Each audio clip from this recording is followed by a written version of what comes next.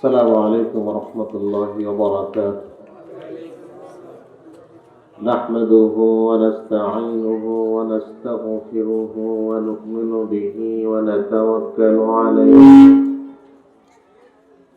ونعوذ بالله من شرور أنفسنا ومن سيئات أعمالنا. من يهده الله فلا مضل له ومن يضلل فلا هادي له. ونشهد أن لا إله إلا الله وحده لا شريك له. ونشهد أن محمدا عبده ورسوله الذي أرسله بالحق بشيرا ونذيرا وداعيا إلى الله بإذنه وسراجا وقمرا منيرا. فقد قال الله تعالى في كلامه المجيد والفرقان الحميد. أعوذ بالله من الشيطان الرجيم. بسم الله الرحمن الرحيم. يا أيها الناس إنا خلقناكم من ذكر وأنثى وجعلناكم شعوبا وقبائل لتعارفوا إن أكرمكم عند الله أتقاكم إن الله عليم خبير. وقال تعالى في شان حبيبه آمرا ومخبرا إن الله وملائكته يصلون على النبي يا أيها الذين آمنوا صلوا عليه وسلموا تسليما. اللهم صل على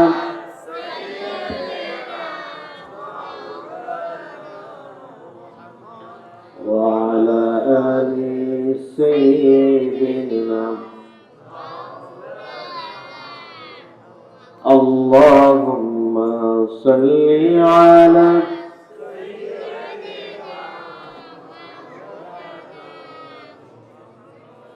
وعلى آل سيدنا.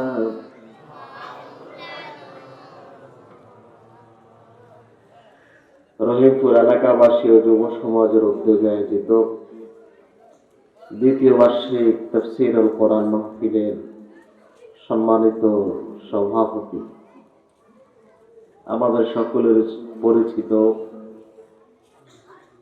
বৃহত্তর নোয়াখালীর গর্বিত সন্তান রহিমপুর ঈদগাহ ময়দানের সম্মানিত খতিব, কৃপালপুর সিনিয়র আলিম মাদ্রাসার সম্মানিত প্রভাষক, আমাদের সকলের শ্রদ্ধাভাজন জনাব আলহাজ হযরত মাওলানা শফিকুল্লাহ সাহেব দামাত বারাকাতুহুল আলী আমাদের মাঝে আলোচনা পেশ করেছেন। আমাদের সকলের পরিচিত ওস্তাদুল আসাতিজা, এই অঞ্চলের গর্বিত প্রখ্যাত আলেমে দ্বীন, খলিফারহাট ফাজিল মাদ্রাসার সম্মানিত অধ্যক্ষ আলহাজ হযরত মাওলানা নাজমুল ইসলাম শামীম সাহেব, উপস্থিত আগত উলামায়ে কেরাম, আমার সামনে উপস্থিত রয়েছেন আমার আব্বার বয়সী মুরব্বিয়ানে কেরাম, পর্দার আড়ালের মা বোনেরা, মাহফিল আয়োজক কমিটির সদস্যবৃন্দ, যুবক ভাইয়েরা, সর্বস্তরের মুসলিম মিল্লাত, মহান আল্লাহ তাআলার শুকরিয়া আদায় করি, যিনি প্রচন্ড ঠান্ডার ভেতরে করোনা ভাইরাসের এই মহামারীর সময় কোরআনের মহাব্বতে আমাদেরকে মাহফিলে আসার তৌফিক দিয়েছেন। সেজন্য মহান মুনিবের দরবারে কালিমাতে শুকরিয়া আদায় করি, আলহামদুলিল্লাহ। আপনারা সকলে ভালো আছেন? আমাদেরকে ভালো সুস্থ রেখেছেন কে? সে আল্লাহ তাআলার শুকরিয়া আদায় করা দরকার আছে না নাই? আমরা আরো জোরে সুরে আল্লাহর শুকরিয়া আদায় করি, আলহামদুলিল্লাহ। আজকের এই মাহফিলে আমার পরে সম্মানিত প্রধান মেহমান শেখ মোহাম্মদ জামাল উদ্দিন সাহেব, যিনি গোটা শুধু বাংলাদেশ নয় পৃথিবীর বিভিন্ন দেশে কোরআনের তাফসীর করেন, তিনি কথা বলবেন। মাগরিবের পর থেকে হুজুর যে আলোচনা করেছেন আর আমার পরে হুজুর আলোচনা করবেন, মাঝখানে আমি একটু সময় কাটানোর জন্য বসেছি। যেহেতু আপনাদের এই এলাকার সন্তান, আমি আপনাদের সামনে সংক্ষেপে কিছু কথা বলবো, আল্লাহ যদি তৌফিক দান করেন। আমি আজকে আলোচনা করার জন্য একটা নির্দিষ্ট বিষয় চিন্তা করে এসেছি, কিন্তু ব্যানারে লেখা তাফসীরুল কোরআন মাহফিল, যার কারণে আমি কোরআনের একটি আয়াত আপনাদের সামনে পড়েছি, আয়াত থেকে কিছু কথা আপনাদের সামনে বলবো। সব মাহফিলে কথা বলতে ইজি ভাবে কথা বলতে পারে, আজকের মাহফিলের যিনি সভাপতি, উনি এত বড় আলেম যে সভাপতি এইরকম গুরুত্বপূর্ণ আলেমকে প্রথম আমরা সভাপতি পাই না। আজকে যাকে পেয়েছি ওনার সামনে কথা বলা খুবই কঠিন। আল্লাহ যেন আমার জন্য সহজ করে দেখ বলে আমি। আর আমার ভাই হলো জাতীয় পুরস্কার প্রাপ্ত হাফেজ, তেলাওয়াত করতে ভয় লাগে। আমরা হলাম ওনার কোরআন তেলাওয়াতের ছাত্র। আল্লাহ তাআলা যেন আমাকে হক কথাগুলো বলার তৌফিক দান করে বলে আমি ডাইরেক্ট কোরআনের আয়াতে চলে যেতে চাই। আপনাদের সামনে আমি যে আয়াত তেলাওয়াত করেছি সূরাতুল হুজুরাতের 13 নম্বর আয়াত। কত নম্বর আয়াত? কোরআন কার বাণী? আল্লাহ রাব্বুল আলামিন বলেন, ইয়া আইয়ুহান নাসু ইন্না খালাকনাকুম মিন যাকারিন ওয়া উনসা وجعلناكم شعوبا وقبائل لتعارفوا إن أكرمكم عند الله أتقاكم إن الله عليم خبير। কার কথা? আল্লাহ বললেন, হে মানব সকল, আমি তোমাদেরকে সৃষ্টি করেছি একজন নর একজন নারী থেকে। এটা কার কথা? এরপর আল্লাহ বললেন, ওয়াজআলনাকুম শুউবান ওয়া ক্বাবাইলা লিতাআরাফু, আমি তোমাদেরকে বিভক্ত করেছি বিভিন্ন দলে জাতিতে, যাতে করে তোমরা একজন আরেকজনকে চিনতে পারো। এরপর আল্লাহ বললেন, ইন্না আকরামাকুম ইনদাল্লাহি আতকাকুম, নিশ্চয় আল্লাহ তাআলার কাছে ওই লোকটাই সম্মানিত যে লোকটা আল্লাহ রাব্বুল আলামিনকে যত বেশি ভয় করে। সুবহানাল্লাহ। ইন্নাল্লাহা আলিমুন খাবীর, নিশ্চয় আল্লাহ তাআলা সব বিষয় জানেন, জ্ঞান রাখেন। এই ক্ষমতা শুধু কার আছে? এটা হলো আমার আয়াতকৃত তেলাওয়াতের অর্থ বললাম আমি। সূরাতুল হুজুরাত এর 13 নম্বর আয়াত। এই আয়াতটি মানব জীবনের জন্য খুবই গুরুত্বপূর্ণ। বর্তমানে প্রেক্ষাপটে করোনা ভাইরাসের এই মৌসুমে এই আয়াতের উপরে যদি আমরা আমল করতে পারি, আমার মনে হয় এই করোনা ভাইরাস থেকে আল্লাহ আমাদেরকে রক্ষা করবেন। কি বলেন? করোনা ভাইরাস থেকে রক্ষা করার মালিক কে? আল্লাহ তাআলা। মানুষ চেষ্টা করে ভাইরাস থেকে রক্ষা পাওয়ার সুযোগ নেই, ভয় করতে হবে আল্লাহকে, এই ভাইরাস থেকে সতর্ক থাকতে হবে। কিন্তু আমরা আল্লাহরে বাদ দিয়ে ভাইরাসকে ভয় করি, যার কারণে দিন যত যায় রোগীর সংখ্যা বাড়ছে না কমছে? আরো জোরে বলেন, বাড়ছে। আল্লাহ বললেন, ইয়া আইয়ুহান নাস, হে মানব সকল। আমরা যারা এখানে আসছি আমরা সবাই মানুষ, কোনো সন্দেহ আছে?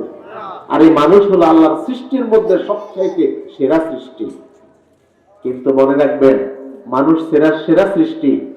এই মানুষগুলোর মধ্যে যারা পচা, যারা খারাপ, এরা চতুষ্পদ জন্তুর চাইতে নিকৃষ্ট। এটা কার কথা? বিরিয়ানির গান ভালো, খেতে মজা, সুগন্ধ, কিন্তু এই বিরিয়ানি যখন পৌঁছে যায় তার দুর্গন্ধ 1 কিলোমিটার দূরে যায়। কি বলে ঠিক না? মানুষ সম্মানিত, আশরাফুল মাখলুকাত, কিন্তু এই মানুষগুলোর মধ্য থেকে যারা কোরআন থেকে দূরে, ওই মানুষগুলোর দাম আল্লাহর কাছে কুকুরের চাইতে কম। নাউজুবিল্লাহ বললেন না? এই মানুষগুলোকে লক্ষ্য করে বললেন, ইয়া আইয়ুহান নাস ইন্না খালাকনাকুম মিন যাকারিন ওয়া উনসা। আল্লাহ বললেন, আমি তোমাদেরকে সৃষ্টি করেছি একজন নর একজন নারী। আমাদের আদি পিতার নাম কি? পিছনের বাইরে বলুন, আদি পিতার নাম কি? আর মায়ের নাম কি? হাওয়া আলাইহিস সালাম। পৃথিবীতে যত মানুষ এসেছেন সব মানুষের মাতা পিতা কয়জন? একজন হলো আদম আর একজন হাওয়া আলাইহিস সালাম। আমেরিকার প্রেসিডেন্ট যিনি আজকে, ওনার বাবা আদম, আমার বাবাও। তাহলে বোঝা গেল সব মানুষ আসার প্রেক্ষাপট, মূল যে জায়গা থেকে তিনি হলেন আদম আর মা হলেন। তাহলে দেখুন, সব মানুষগুলোর পিতা যদি একজন হয়, মা যদি একজন হয়, তাহলে আমাদের দেশে রিক্সা চালক, কোটিপতি বলে মানুষের মধ্যে কোন শ্রেণী বিন্যাস থাকার কথা? আপনাদের এলাকায় যদি কেউ দোকানে এসে বলে যে আমার বাইরে আরেকদিন জুতা দিয়ে পিটেছে, আমার ইজ্জত নিয়ে আমি চলে আসছি, তোমার বাইরে যদি কেউ জুতা দিয়ে পিঠায়, তোমার কি ইজ্জত থাকলো? সবার বাবা একজন, মা একজন, তাহলে একজন গরিব আরেকজন ধনী বলে অহংকার করার কোন সুযোগ আছে? আল্লাহ সেই কথা বলছেন, তোমাদের মাতা এক, পিতা এক, একজন নর নারী থেকে আমি তোমাদেরকে বানিয়েছি। বাংলাদেশের প্রেসিডেন্ট যিনি, ওনার আদি পিতার নাম কি? কথা বলেন। আর আমাদের রহিমপুরে যে রিক্সা চালা, তার আদি পিতার নাম কি? তাইলে তো সবাই এক বাবার সন্তান, এক মায়ের সন্তান। এক মায়ের এক বাবার সন্তান হয়ে আমাদের মধ্যে কোনো ব্যবধান থাকতে পারে?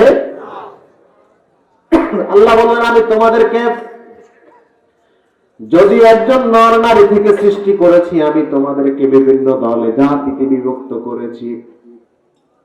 কারো বাড়ি হলো আমেরিকা, কারো বাড়ি হলো রাশিয়া, কারো বাড়ি হলো মালয়েশিয়া, আবার কারো বাড়ি হলো বাংলাদেশের চরাঞ্চলে। আল্লাহ তাআলা বুঝালেন, গোলাম, আমেরিকায় জন্মগ্রহণ করার কারণে কারো দাম বেড়ে যায় না, আবার বাংলাদেশে জন্মগ্রহণ করার কারণে কারো দাম কমে যায় নাই। কারণ আমেরিকার প্রেসিডেন্ট, ধরুন, যিনি অনেক সম্মানিত, অনেক টাকা পয়সার মালিক, অনেক ক্ষমতা, তার কথায় গোটা দুনিয়া উঠে বসে। আল্লাহ তাআলার কাছে এটার মূল্য 1 পয়সাও নেই। আল্লাহ তাআলা পৃথিবীতে মানুষকে পাঠানোর আগে কাউকে জিজ্ঞাসা করে নাই, বলো তোমারে কোন দেশে পাঠাবো। যদি রহিমপুরের মানুষকে জিজ্ঞাসা করতেন, তুমি বলো তোমারে কোন দেশে পাঠাবো, কেউ রহিমপুর আসতে চাইতো না। সবাই বলতো আল্লাহ আমার লট, কারণ আমেরিকা যেতে 30-35 লক্ষ টাকা লাগে, ঠিক না? আল্লাহ বললেন, গোলাম শোনো, আমেরিকায় জন্মগ্রহণ করার কারণে কারো দাম বেড়ে যায় না, আবার বাংলাদেশের চরাঞ্চলে নদীর পাড়ে যে লোকটা জন্মগ্রহণ করলো, যখন টর্নেডো আসে, ঘূর্ণিঝড় আসে, ঘূর্ণিঝড়ের আঘাতে তার ঘরটা ভেঙে যায়, একটি রাত অতিবাহিত করার মতো একটা ভালো ঘর তার নাই। আল্লাহ বললেন, সাগরের পাড়ের ওই মানুষটি একেবারে নিঃস্ব হওয়ার কারণে তার দাম আমি আল্লাহ তাআলার কাছে কমে যায় নাই। আল্লাহ বললেন, দেশ দিয়ে, সম্পদ দিয়ে, টাকা দিয়ে, গায়ের রং দিয়ে আমি আল্লাহ তাআলা মানুষকে মাপি না। ইন্না আকরামাকুম ইনদাল্লাহি আতকাকুম, নিশ্চয় আল্লাহ তাআলার কাছে ওই লোকটাই সম্মানিত যে লোকটা আল্লাহকে যত বেশি ভয় করে। সাগরের পাড়ের মানুষটি যদি আল্লাহকে ভয় করে, আমেরিকার ওই প্রেসিডেন্টের চেয়ে তার দাম আল্লাহর কাছে অনেক বেশি। এটা কি আমার কথা না আল্লাহর কথা? তাহলে ভয় করবো কাকে? এই আয়াতের 3টা প্রেক্ষাপট আমি আপনাদেরকে বলবো তাফসীর ইবনে কাসির থেকে। বিশ্বনবী সাল্লাল্লাহু আলাইহি ওয়াসাল্লাম, আমাদের দেশে মিয়া বুইয়া বংশ আছে না নাই? উন্নত বংশ। এদের মেয়ের বিয়ের জন্য যদি রিকশাওয়ালা চলে যায়, বলবে সে আসছে আমাদের মেয়ে বিয়ে করতে, ক্রিটিসাইজ করবে। বিশ্বনবী সাল্লাল্লাহু আলাইহি ওয়াসাল্লাম একদিন আরবের একটা উন্নত বংশ ছিল বনু বায়াদা গোত্র। এদেরকে বললেন, তোমরা আমার এই গরিব সাহাবে আবু হেন্দের সাথে বিয়ের ব্যবস্থা করো। বনু বায়াদা গোত্রের লোকেরা বললেন, ইয়া রাসূলুল্লাহ, নাজাওয়াজ বানাতাইনা মাওয়ালাইনা, ওগো আল্লাহর নবী, আমরা হলাম উন্নত বংশের লোক, আমরা হলাম ধনী মানুষ, কিন্তু আমরা বুঝে গোলামের ঘরের গোলামের কাছে আমাদের মেয়ে বিয়ে দেব, এটা তো কোনোদিনও মানা যায় না। আমরা হলাম উন্নত বংশের লোক। এই কথা বলে তারা অহংকার করলেন। আল্লাহ রাব্বুল আলামিন কোরআনুল কারীমের এই আয়াতের মাধ্যমে বিশ্বনবীকে জানিয়ে দিলেন, ইয়া রাসূলুল্লাহ, আপনি বনু বায়াদা গোত্রের লোকদেরকে বলে দেন, তোমরা তোমাদের উন্নত বংশের কারণে আজ অহংকার করো না। তোমাদের পিতা হলো আদম, আবু হেন্দের পিতা আদম। তোমরা আমার গোলাম বিশ্বনবীর সাহাবীকে অবজ্ঞা করতে পারো, কিন্তু আবু হেন্দের কাছে এমন একটি সম্পদ আছে, আবু হেন্দ আল্লাহকে ভয় করার কারণে তোমাদের চেয়ে তার দাম আল্লাহ তাআলার কাছে অনেক অনেক বেশি, অনেক বেশি তার দাম। কারণ সে কাকে ভয় করে? আল্লাহকে ভয় করে। তাহলে বোঝা গেল টাকা, সম্পদ, বংশ এটা গুরুত্বপূর্ণ নাকি আল্লাহর ভয় গুরুত্বপূর্ণ? 2 নাম্বার, রাসূল সাল্লাল্লাহু আলাইহি সাল্লাম একদিন সাহাবা ইবনে কায়েসকে বললেন, উনজুর ফি ওয়াজুহিল কওম, এই গোত্রের লোকগুলো চেহারার দিকে তাকাও। এখানে আপনারা যারা আসছেন, কেউ কালো, কেউ সাদা, আবার কেউ শামলা বর্ণের, আছে না নাই? কাউকে বলে লাল গলা সুন্দর, এক একজন এক এক বর্ণের। বিশ্বনবী সাহাবা ইবনে কায়েসকে বললেন, উনজুর ফি ওয়াজুহিল কওম, এই গোত্রের লোকগুলোর চেহারার দিকে তাকাও। সাহাবা ইবনে কায়েস তাদের দিকে তাকালেন। আল্লাহর নবী প্রশ্ন করলেন, মা রাআইতা, তুমি কি দেখতে পেলে? সাহাবা ইবনে কায়েস বললেন, রাআইতু আবিয়াদা ওয়া আসওয়াদা ওয়া আহমারা। ও আল্লাহর নবী, এই লোকগুলোর চেহারার দিকে তাকিয়ে আমি দেখলাম কারো চেহারা হলো সাদা বর্ণের, কারো চেহারা হলো কালো বর্ণের, আবার কারো চেহারা হলো লাল বর্ণের। বিশ্বনবী বললেন, লা তুফাদ্দিলু ইল্লা বিত্তাকওয়া। আল্লাহর নবী বললেন, চেহারার রূপ সৌন্দর্য দিয়ে কারো মর্যাদা বাড়ে না, তাকওয়া যার যত বেশি তার মর্যাদা আল্লাহর কাছে তত বেশি। মানুষের মর্যাদা বাড়ে তাকওয়া দিয়ে, পরোপকারিত্ব দিয়ে। যে আল্লাহকে ভয় করবে তার দাম বাড়িয়ে দিবে কে? কালো চেহারার অসুবিধা কি? আমাদের দেশে তো এখন কালো মেয়েরে কেউ বিয়ে করতে চায় না, কারো ছেলের কাছে কেউ মেয়ে বিয়ে দিতে চায় না, এইরকম লোক আছে না নাই? কিন্তু চেহারা কালো, গরিব, এগুলো আল্লাহর কাছে গুরুত্বপূর্ণ বিষয় নয়। আল্লাহর কাছে গুরুত্বপূর্ণ বিষয় হলো কি আল্লাহরে কতটুকু ভয় করে। সুবহানাল্লাহ। 3 নাম্বার, মক্কা বিজয় যখন হলো, বিশ্বনবী হযরত বেলাল রাদিয়াল্লাহু তাআলা আনহুকে বললেন, আযান দাও। হযরত বেলাল রাদিয়াল্লাহু তাআলা আনহু আযান দিলেন। মক্কা কাবার ছাদের উপরে উঠে বেলাল রাদিয়াল্লাহু তাআলা আনহু যখন আযান দিলেন, 3 জন 3টা মন্তব্য করলেন। একজন বললেন, ইয়া রাসূলুল্লাহ, মক্কা বিজয়ের আগে বেলাল আযান দিয়েছে, আমাদের কোনো আপত্তি নাই। আমরা হলাম এখন রাষ্ট্রের ক্ষমতায়, এখনো বেলালের মতো এই কালো মানুষটি কাবার ছাদের উপরে উঠে আযান দিচ্ছে, এটা তো কোনোদিন মেনে নেওয়া যায় না। আপনি বুঝি বেলালের মতো এই কালো মানুষটিকে পেয়েছেন, আর কাউকে খুঁজে পান নাই। এই কথা বলে হযরত বেলালকে অবজ্ঞা করা হয়। আরেকজন বললেন যে, ইয়া রাসূলুল্লাহ, আল্লাহর শুকরিয়া আদায় করি, বেলালের মতো কালো মানুষটি মক্কা বিজয়ের পরে আযান দিচ্ছে। এই দৃশ্য দেখার আগে আমার বাবা দুনিয়া থেকে চলে গেছে। আবু সুফিয়ান বললেন, ইয়া রাসূলুল্লাহ, আমার মনে হচ্ছে এই ব্যাপারে আল্লাহ আপনারে কোন সিদ্ধান্ত জানিয়ে দিবেন যে এইরকম একটা নাক কাটা হাবশী গোলাম কালো মানুষটির এখন আপনি ইসলামের মুয়াজ্জিন বানিয়েছেন। বেলাল রাদিয়াল্লাহু তাআলা গরীব হওয়ার কারণে, কালো হওয়ার কারণে, নাক কাটা হওয়ার কারণে দুনিয়ার কারো কাছে বেলালের দাম না থাকতে পারে, কিন্তু আল্লাহ রাব্বুল আলামিন কোরআনের এই আয়াতে জানিয়ে দিলেন, ইন্না আকরামাকুম ইনদাল্লাহি আতকাকুম। তোমাদের কাছে বেলালের দাম না থাকতে পারে, মূল্য না থাকতে পারে, কিন্তু বেলাল আল্লাহকে ভয় করার কারণে তোমাদের চাইতে বেলালের দাম আল্লাহ তাআলার কাছে অনেক অনেক বেশি। আমাদের দেশে বিয়ের অনুষ্ঠান হয় অথবা বিভিন্ন জায়গায় হয়, কি বলে হয় কি হয় না? বলা হয় যে আল্লাহর রাস্তায় কিছু লোক খাওয়াবো, কিন্তু অনুষ্ঠানে গিয়ে দেখি অধিকাংশরাই ধনী মানুষ। কি বলে ঠিক না? গরিব মানুষগুলো আসলে তারে বলে তুমি পরে বসবা, আমার মেহমানরা বসো। কিন্তু তোমার কাছে গরিব মানুষটার দাম না থাকতে পারে, তোমার টাকা শহর থেকে আসে লক্ষ কোটি টাকার মেহমানদের চেয়ে এই গরিব লোকটার দাম আল্লাহর কাছে বেশি, কারণ সে রাতে তাহাজ্জুদ পড়ে। কি বলেন? কথা কি বানিয়ে বললাম? এইরকম আমাদের সমাজে হয় কি হয় না? আমরা মানুষকে মূল্যায়ন দিতে জানি না, কিন্তু কিভাবে মানুষকে মূল্যায়ন করব এটা চিন্তা হবে মুহাম্মদ আল কোরআন থেকে। সুবহানাল্লাহ। তাহলে বোঝা গেল গায়ের রং, অর্থ, সম্পদ, শক্তি এগুলার দাম বেশি না, তাকওয়ার দাম বেশি। আমার বন্ধুগণ, এই কারণে একজন মানুষের উচিত হলো সর্বাবস্থা আল্লাহ তাআলাকে ভয় করা। আল্লাহ তাআলাকে যদি ভয় করতে পারি, তাহলে আল্লাহ রাব্বুল আলামিন কোরআনে বললেন, ওয়ালাউ আন্না আহলাল কুরা আমানু ওয়াত্তাকাউ লাফাতাহনা বারাকাতিন মিনাস সামাই ওয়াল আরদ। আল্লাহ বলেন, জনপদের মানুষগুলো যদি ঈমান আনতো এবং আল্লাহ তাআলাকে ভয় করত, আল্লাহ রাব্বুল আলামিন আকাশ জমিনের বরকতের দুয়ার তাদের জন্য মুক্ত করে দিতেন। সুবহানাল্লাহ। আপনার রিজিকের অভাব, আপনি কার কাছে চাইবেন? জোরে বলুন। দুনিয়ার মানুষের কাছে চাইবেন। মানুষরা একজন সত্তার কাছে চাইলে তিনি খুশি। তিনি কে? আল্লাহ তাআলা।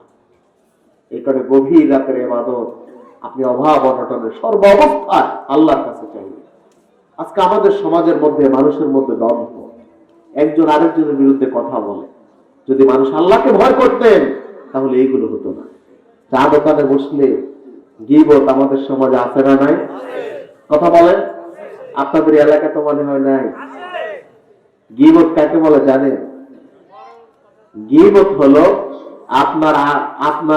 আপনি যার ব্যাপারে কথা বলছেন তার মধ্যে এই দোষটা আছে, তিনি অনুপস্থিত, তার পিছনে এই কথাটা বললেন, তার দোষ আছে তার পিছনে বললেন, এটাকে কি বলা হয়? গীবত। আর গীবতকে বলা হয় জাল গীবাত আশাদ্দু মিনাজ জিনা, এটা জিনার চেয়ে মারাত্মক। আর আপনার অপর ভাইয়ের ভেতরে এই দোষটা নাই, আপনি বানিয়ে বললেন, তাকে বহতান বলা হয়। কিন্তু আমাদের সমাজে দোকান পাটে যে জায়গায় একজন আরেকজনের বিরুদ্ধে গীবতের চর্চা আছে না নাই? কথা বলেন। আপনি যখন তার পেছনে কথা বলেন, আপনার মনে হয় কেউ জানে না আপনি যা বললেন আপনার কথাই ঠিক, কিন্তু আপনার প্রত্যেকটা কথা একজন রেকর্ড করছেন, একজনের নির্দেশে রেকর্ড হচ্ছে। তিনি কে? আল্লাহ তাআলা। কিয়ামতের ময়দানে প্রত্যেকটা কথার হিসাব দেওয়া লাগবে কি লাগবে না? কারণ সবকিছু রেকর্ড হচ্ছে। এই আমল নামার একটা বই আপনার কাছে সেদিন দিয়ে দেওয়া হবে, পরে তুমি তোমার আমল নামা। প্রত্যেকটা মানুষকে তার আমল নামা দেওয়া হবে। আমল নামা পাওয়ার পরে ওই লোক আশ্চর্য হয়ে বলবেন, وقالوا ما لهذا الكتاب لا يغادر صغيرة ولا كبيرة إلا أحصاها। এটা কেমন কিতাব, এটা কেমন গ্রন্থ, যে গ্রন্থের মধ্যে আমার জীবনের বড় কাজটাও বাদ পড়ে নাই, যে গ্রন্থের মধ্যে আমার জীবনের ছোট কাজটাও বাদ পড়ে নাই, আজকে সবগুলো এই কিতাবের মধ্যে তুলে ধরা হয়েছে। আপনি দোকানে বসে আরেকজনের বিরুদ্ধে কথা বলবেন, এই কিতাবে লেখা আছে না নাই? আপনি দাওয়াত থেকে বাড়িতে যাওয়ার পথে খিলাল করার জন্য আরেকজনের নারিকেল গাছ থেকে একটা শলা নিয়ে খিলাল করবেন, ওইটাই কিতাবে আছে না নাই? সব কিছু আছে, ছোট্ট কাজ বড় কাজ সবকিছু লেখা আছে। এই কারণে দোকানপাটে যখন কথা বলি, তখন যদি আমাদের মধ্যে আল্লাহর ভয় থাকে, তাহলে একজন আরেকজনের বিরুদ্ধে কোনোদিন গীবত করতে পারে না। এখানে ভয় করব কাকে? আরো জোরে বলুন। আল্লাহ রাব্বুল আলামিন সূরাতুল হজের মধ্যে বললেন, ইয়া আইয়ুহান নাসু ইত্তাকু রাব্বাকুম ইন্না যালযালাতাস সাআতি শাইউন আযীম। আল্লাহ বললেন, হে মানব সকল, তোমরা তোমাদের রবকে ভয় করো। ইন্না যালযালাতাস সাআতি শাইউন আযীম, নিশ্চয় কিয়ামতের প্রকম্পন খুবই ভয়াবহ। কিয়ামত হবে, ওই কিয়ামতের ময়দানে তোমাদেরকে আল্লাহ তাআলার কাছে হিসাব দিতে হবে। এটা কার ঘোষণা? এখানে আল্লাহ বললেন, এটা আল্লাহকে ভয় করো, আল্লাহকে ভয় করো, কারণ তুমি গোপনে প্রকাশ্যে যা কিছু করো এই সবগুলো দেখেন এবং শুনেন কে? আজকে গোটা বিশ্বে মুসলমানদের যে দুরবস্থা, মুসলমানদের এই দুরবস্থার মূল কারণ হলো মুসলমানরা আল্লাহকে ভয় করে না, শত্রুদেরকে ভয় করে। কি বলে ঠিক আছে? এখানে আমরা ভয় করবো কাকে? আমাদের চলা পথ সহজ করে দিবেন কে? এই যে দেখুন, বদরের যুদ্ধ হলো, মুসলমানদের সৈন্য সংখ্যা ছিল 313 জন, আর কাফেরদের ছিল 1000। মুসলমানদের বেশি না কাফেরদের বেশি? সবাই বলেন না, কাদের বেশি? মুসলমানরা ছিল নিরস্ত্র আর কাফেররা ছিল সশস্ত্র। মুসলমানরা যে ময়দানে ছিলেন ওটা ছিল বালুওয়ালা ময়দান, আর কাফেরদের ময়দান ছিল সমতল। তিন দিক দিয়ে মুসলমানদের জন্য প্রতিকূল, কাফেরদের জন্য অনুকূল। গভীর রাতে বিশ্বনবী সিজদায় পড়ে গেলেন, আল্লাহ তাআলার কাছে দোয়া করলেন, রব্বুল আলামিন, আজকে বদরের প্রান্তরে তুমি তোমার ওয়াদাকে বাস্তবায়ন করো। তুমি যদি চাও এই যুদ্ধের পরে জমিনের মধ্যে ইবাদত করার মতো তোমার লোকের প্রয়োজন, তাহলে আজকের এই যুদ্ধের ময়দানে তুমি আমাদেরকে বিজয় দাও। হযরত আবু বকর রাদিয়াল্লাহু তাআলা বললেন, ইয়া রাসূলুল্লাহ, হাসবুক, ও নবী, এই যথেষ্ট, আপনার জন্য আপনি আর দোয়া করার প্রয়োজন নেই। বিশ্বনবী মাথা মুবারক থাকে, এখনো ফজরের সময় হয় নাই। আল্লাহ তাআলা দোয়াকে এমন ভাবে কবুল করলেন, আজ থেকে আল্লাহ বাড়ি বর্ষণ দিলেন। বাড়ি বর্ষণের কারণে মুসলমানদের অসমতল ময়দান সমতল হয়ে গেল, আর কাফেরদের সমতল ময়দানকে আল্লাহ পানির নিচে তলিয়ে দিয়েছে। ওই আল্লাহ এখন আছে না নাই? আছে। যুদ্ধ হলো, মুসলমানদের অস্ত্র নাই, সৈন্য কম, কাফেররা অস্ত্রওয়ালা, সৈন্য বেশি, কিন্তু বিজয়ী কারা? মুসলমানরা। জোরে বলুন, বদরের যুদ্ধে 313 জন নিরস্ত্র মুসলমানকে যে আল্লাহ বিজয় দিয়েছেন, ওই আল্লাহ কি এখনো আছে না নাই? কথা বলেন না কেন? এখানে আমরা সাহায্য চাইবো কার কাছে? আমরা ভয় করবো কাকে? হযরত ওমর রাদিয়াল্লাহু তাআলার নাম শুনেছেন আপনারা। সাদ বিন আবি ওয়াক্কাসের নেতৃত্বে সৈন্যবাহিনী পাঠালেন, একটা নসিহত করলেন তিনি সৈন্যবাহিনীকে। আমার দেশের কোন ব্যক্তি যদি তার সৈন্যবাহিনীর নসিহত করত, তাহলে বলতো শত্রুর দিকে খেয়াল রাখবা, খোঁজ খবর রাখবা, অস্ত্র ঠিক আছে কিনা। কিন্তু ওমর রাদিয়াল্লাহু তাআলা এমন এক খলিফা ছিলেন, ওমর রাদিয়াল্লাহু তাআলা সাদ বিন আবি ওয়াক্কাসের কাছে চিঠি পাঠালেন। চিঠির মধ্যে তিনি লিখলেন, আনা আমুরুকা ওয়া মা'আকা মিনাল আজনাবি বিতাকওয়াল্লাহি আলা কুল্লি হাল। হযরত ওমর বললেন, ও সাদ বিন আবি ওয়াক্কাস, আমি তোমাকে এবং তোমার সৈন্যবাহিনীকে নসিহত করছি, তোমরা সর্ব অবস্থায় আল্লাহ তাআলাকে ভয় করবা। সুবহানাল্লাহ। কারণ আল্লাহ তাআলার ভয় হলো তোমাদের জন্য শত্রুর বিরুদ্ধে অস্ত্র, সবচাইতে মজবুত অস্ত্রের নাম। তোমরা যদি গুনাহ করো, গুনাহ তোমাদেরকে ধ্বংস করবে, আর আল্লাহ তাআলাকে যদি ভয় করতে পারো, তাহলে আল্লাহ তাআলা অবশ্যই তোমাদেরকে সহযোগিতা করবে। একজন প্রেসিডেন্ট সেনা প্রধানকে নসিহত করছেন যে সৈন্যবাহিনী ভয় করবা কাকে? বিজয় দেওয়ার মালিক কে? আল্লাহ তাআলা। কিন্তু আল্লাহ যদি না চান, আপনার সৈন্য বেশি, অস্ত্র আছে, বিজয় সম্ভব নয়। ওই যে হুনাইনের যুদ্ধ, সূরা তাওবার মধ্যে আল্লাহ বলছেন, লাকাদ নাসারাকুমুল্লাহু ফী মাওয়াতিন কাসীরাতিন ওয়া ইয়াওমা হুনাইন ইযা আজাবাতকুম কাসরাতুকুম ফালাম তুগনি আনকুম শাইআ وضاقت عليكم الأرض بما رحبت ثم وليتم مدبرين আল্লাহ বলে স্মরণ করো ওই হুনাইনের যুদ্ধের কথা, যেদিন তোমাদের মুসলমানদের সংখ্যা ছিল অনেক বেশি, অস্ত্রের অভাব ছিল না, সংখ্যাধিক্যের কারণে তোমাদের মধ্যে অহবিকাশ ছিল। وضاقت عليكم الأرض بما رحبت ثم وليتم مدبرين, তোমাদের অহংকারের কারণে আমি আল্লাহ তাআলা গোটা প্রশস্ত দুনিয়া তোমাদের জন্য সংকীর্ণ করে দিলাম। তুম্মা ওয়াল্লাইতুম মুদবিরিন, তোমরা অতঃপর পিছু হটেছিলে। তুম্মা আনজালাল্লাহু সাকিনাতাহু আলা রাসূলিহি ওয়া আলাল মুমিনিন ওয়া আনজালা জুনুদান লাম তারাউহা ওয়া আযাবাল্লাযীনা কাফারু ওয়া যালিকা জাযাউল কাফিরিন। আল্লাহ বলেন অতঃপর তোমরা যখন তোমাদের ভুল বুঝতে পেরেছো, আমি আল্লাহর কাছে সাহায্য চেয়েছিলে, আমি আল্লাহ তাআলা তখন আমার রাসূলের উপর, ঈমানদারের উপর সাকিনা নাযিল করলাম, প্রশান্তি নাযিল করলাম। এমন সৈন্য দিয়ে তোমাদেরকে সহযোগিতা করেছি যে সৈন্য তোমরা তোমাদের জাগতিক চোখ দিয়ে দেখো নাই। সুবহানাল্লাহ, এটা কার কথা? এই কারণে সৈন্য বেশি, আমরা মানুষ বেশি, অস্ত্র বেশি, এটা দেখার বিষয় নয়। আমার ভেতরে যদি আল্লাহর ভয় থাকে, আমারে বিজয় দেবে কে? আজকে গোটা বিশ্বে মুসলমানরা মার খাচ্ছে, মুসলমানরা শত্রুকে ভয় করে, আল্লাহরে ভয় করে না। এখানে ভয় করবো কাকে? জোরে বলো। সাদ বিন আবি ওয়াক্কাস ৬০,০০০ সৈন্য নিয়ে রওনা হলেন আফ্রিকা বিজয় করার জন্য। সামনে অগ্রসর হলেন, সামনে পড়ল একটা নদী, নাম হলো টাইগ্রিস নদী। গভীর রাতে নদী পার হওয়া কি সম্ভব? কেউ কি পার হবে নদী? আমরা তো গভীর রাতে রাস্তা দিয়ে একাই চলতে পারি না। সাদ বিন আবি ওয়াক্কাস ৬০,০০০ সৈন্যকে বললেন যে রাত্রে এখানে তাঁবু টানাও, আমরা রাত্রে এখানে থাকবো, দিনের বেলা আমরা নদী পাড়ি দেব। এই লোকগুলো হাজার হাজার মাইল ভ্রমণ করেছে। আমরা যদি ঢাকা থেকে নোয়াখালীতে একবার আসি, রাস্তার ধাক্কা দুক্কা খাওয়ার পরে আমরা অন্তত ৫ ঘন্টা ঘুমানো লাগে, ঠিক না? মোবাইল বন্ধ করে ঘুমান। কিন্তু এরা হাজার হাজার মাইল পথ ভ্রমণ করেছে।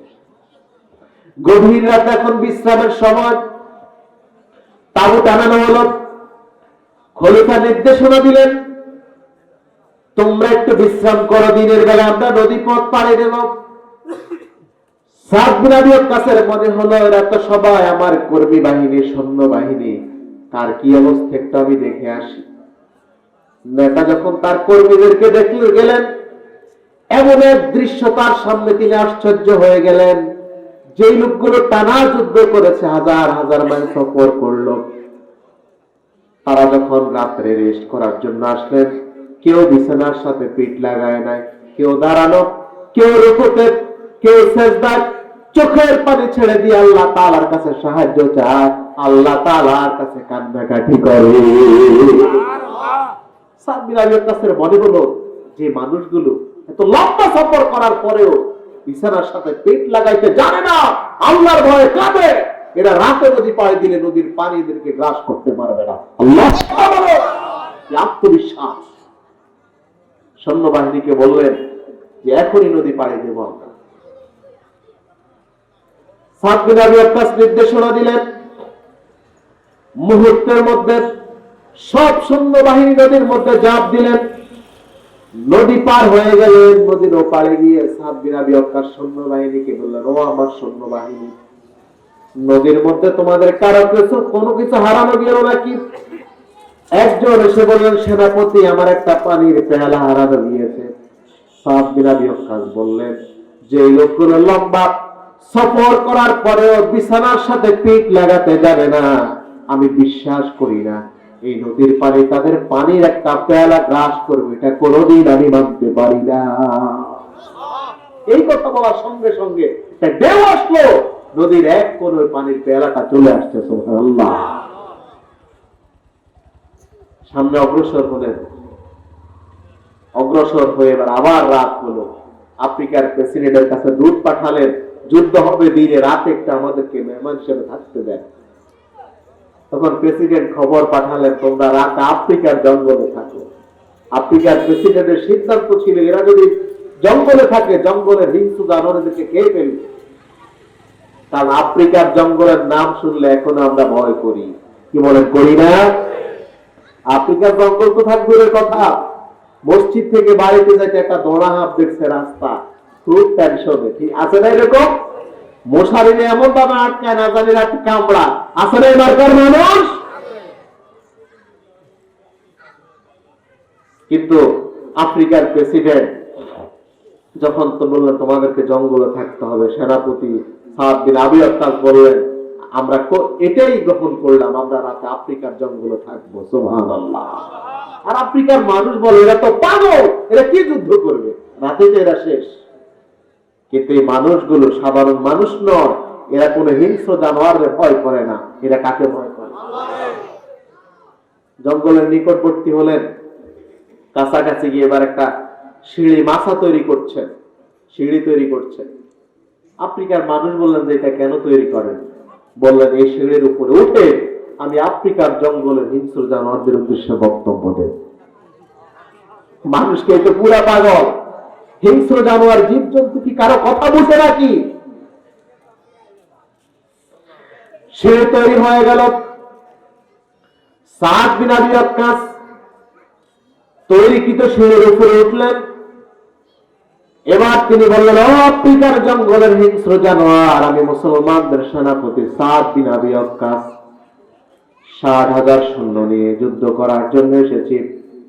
আজকে রাত্রে আমরা আফ্রিকার জঙ্গলের মধ্যে থাকব। তোমাদের প্রতি আমার নির্দেশ হলো আজকে রাত্রে তোমরা আফ্রিকার এই জঙ্গল মুসলমানদের জন্য ছেড়ে দিতে হবে, কারণ আমি সৈন্য বাহিনী নিয়ে জঙ্গলের মধ্যে থাকব। সাদ বিন আবি ওয়াক্কাস যখন এই ঘোষণা দিলেন, আফ্রিকার জঙ্গলের বাঘ বাঘের কাতারে, শিয়াল শিয়ালের কাতারে, সিংহ সিংহের কাতারে, প্রত্যেকটা প্রাণী দলে দলে মুসলমানদের জন্য আফ্রিকার জঙ্গল ছেড়ে দিয়ে জঙ্গল থেকে বের হয়ে চলে গেল। আল্লাহকে যদি ভয় করো প্রত্যেকটা প্রাণী আল্লাহ তোমার অনুকূল করে দিবেন। সুবহানাল্লাহ। সে আল্লাহ এখনো আছে না নাই? এখানে আমরা বিশ্বাস করি, আমরা বুকে সাহস, হিম্মত, আল্লাহর ভয় যদি আমাদের অন্তরে থাকে, কোন গুলি বোমা বিস্ফোরণ, আমেরিকা বলেন শত্রু বাহিনীর কোন আক্রমণ আমরা তোয়াক্কা করবো, আল্লাহকে ভয় করবো। এখানে সবসময় ভয় কার ভয় থাকবে? আল্লাহ। আল্লাহকে ভয় করতে চাই। এবার আসুন, আজকে আমাদের সমাজে এই মামলা মোকদ্দমা হচ্ছে, একজন আরেকজনের জায়গা দখল করে। এটার মূল কারণ হলো আমাদের ভিতরে আল্লাহর ভয় নাই। এটা মানুষ বুঝে না। আমি যদি আরেকজনের জায়গা দখল করি তাহলে কিয়ামতের ময়দানে আমার জবাব দিতে হবে কার কাছে? যিনি আর কাটতে যান তিনি একটু পেট বাইর করে। এরকম হযরত আবু হুরায়রা রাদিয়াল্লাহু তাআলা আনহু থেকে হাদিস বর্ণিত, বিশ্বনবী সাল্লাল্লাহু আলাইহি ওয়াসাল্লামকে সাহাবা একরামদের সামনে বললেন যে একটা লোক একটা জমি বিক্রি করেছে, আরেকজন জমি কিনেছে। ক্রেতা বিক্রেতা দুইজনে ভয় করে কাকে? আল্লাহকে। কেমন ক্রেতা বিক্রেতা শুনুন। যিনি জমি কিনলেন, জমি রেজিস্ট্রি হয়ে গেল, তিনি যে জমি দখল করার জন্য গিয়েছিলেন, এখন দখল করার জন্য যখন মাটিতে কোপ দিলেন, মাটির নিচে এক টুকরা স্বর্ণ পেয়েছেন। সুবহানাল্লাহ বলো। আমরা হলে বলতাম আলহামদুলিল্লাহ, জমিও পেয়েছি স্বর্ণও পেয়েছি, ঠিক না? কিন্তু যিনি জমি কিনলেন তিনি ভয় করেন কাকে? ওই লোকটা ভাবলেন আমি তো জমি কিনেছি, স্বর্ণ কিনি নাই, এই স্বর্ণটা যদি আমি গ্রহণ করি কিয়ামতের ময়দানে আল্লাহ রাব্বুল আলামিন যদি আমাকে প্রশ্ন করেন, গোলাম তুমি তো জমি কিনেছো, স্বর্ণ কিনো নাই, আজকে জবাব দাও কেন স্বর্ণটা তুমি গ্রহণ করেছো? আমি আল্লাহ তাআলার কাছে কি জবাব দেব? জমির ক্রেতা এ ভয়ে স্বর্ণের টুকরা নিয়ে চলে গেলেন বিক্রেতার বাড়িতে। দরজার মধ্যে তাকে ডাকলেন, তুমি বাড়িতে আছো নাকি? বলল আছি। কি জন্য এসেছো? বলল আমার বিপদ, মারাত্মক একটা বিপদ ঘটেছে। বিক্রেতা বললেন কি বিপদ? তোমার জমি অন্য কেউ দখল করে নিয়ে গেছে নাকি? কয় না এর চাইতে বড় বিপদ। কি বিপদ? ভাই আমি তো তোমার কাছ থেকে জমি কিনেছি, স্বর্ণ কিনি নাই। তোমার কাছে রিকোয়েস্ট হলো তুমি তোমার স্বর্ণের টুকরোটা নিয়ে যাও, আমার বিপদ থেকে বাঁচাও। সুবহানাল্লাহ বলবেন না? আর আমাদের দেশের বিক্রেতা হইলে বলতো, ভাই তুই তো খুব ভালো মানুষ, বাদ না খেয়ে যাচ্ছিল, ঠিক না? কিন্তু ওই বিক্রেতা ভয় করে কাকে? বিক্রেতা বললে, তুমি কি বলছো? তুমি বিপদ থেকে বেঁচে আমার বিপদে ফেলতে চাও? আমি তোমার কাছে জমি বিক্রি করলাম, মানে হলো জমিনে যত গাছ গাছালি যা আছে এই সবগুলো তুমি। সুবহানাল্লাহ বললেন না? স্বর্ণের মালিকও তুমি, নিয়ে যাও, আমার বিপদ থেকে বাঁচাও। দেখো এটার মালিক তুমি, বিক্রেতা বলে এটার মালিক। দুইজনের মধ্যে বাঁচলো ঝগড়া। আর আমাদের দেশে হইলে ঝগড়া বাঁচতো কি নিয়ে? আমি, ঠিক না? কিন্তু ওই দুইজন বলে এটার মালিক তুমি, কারণ তারা কাকে ভয় করে? এবার বিচারক আসলেন। আমাদের সমাজের বিচারক হইলে বলতো, তোমরা যদি কেউ স্বর্ণ নিবার এটা আমারে দিয়ে দাও। ওই বিচারকও ভয় করে কাকে? বিচারক দেখলেন বিষয়টা তো ভিন্ন ধরনের, এটা কি ফয়সালা দেব? বিচারক বলেন, আমার রায় কি তোমরা মানবা? বললেন, হ্যাঁ মানব। বিচারক রায় দিলেন, তোমরা দুইজনে যেহেতু স্বর্ণ নিতে চাও না, তোমরা আল্লাহ রাব্বুল আলামিনকে দুইজনে ভয় করো। আমার ফয়সালা হলো তোমাদের কার ছেলে আছে, কার মেয়ে আছে। একজন বললেন আমার ছেলে আছে, আরেকজন বললেন আমার মেয়ে আছে। বিচারক বললেন, আমার দেয়া রায় হলো তোমরা তোমাদের ছেলে এবং মেয়ের সাথে বিয়ের ব্যবস্থা করো, আর এই বিয়ের মধ্যে যে খরচ হবে স্বর্ণ বিক্রি করে ওই খরচ পরিচালনা করা হবে। এর নাম বিচার। এমন বিচার যদি আমাদের সমাজে থাকে, বিশ্বাস করুন ন্যায় বিচার মানুষ পাবে কি পাবে না। কারণ বিশ্বনবী বলেন, সাবাতু ইযিল্লুহুমুল্লাহু ফি দিল্লি ইয়াওমা লা যিল্লা ইল্লা যিল্লি।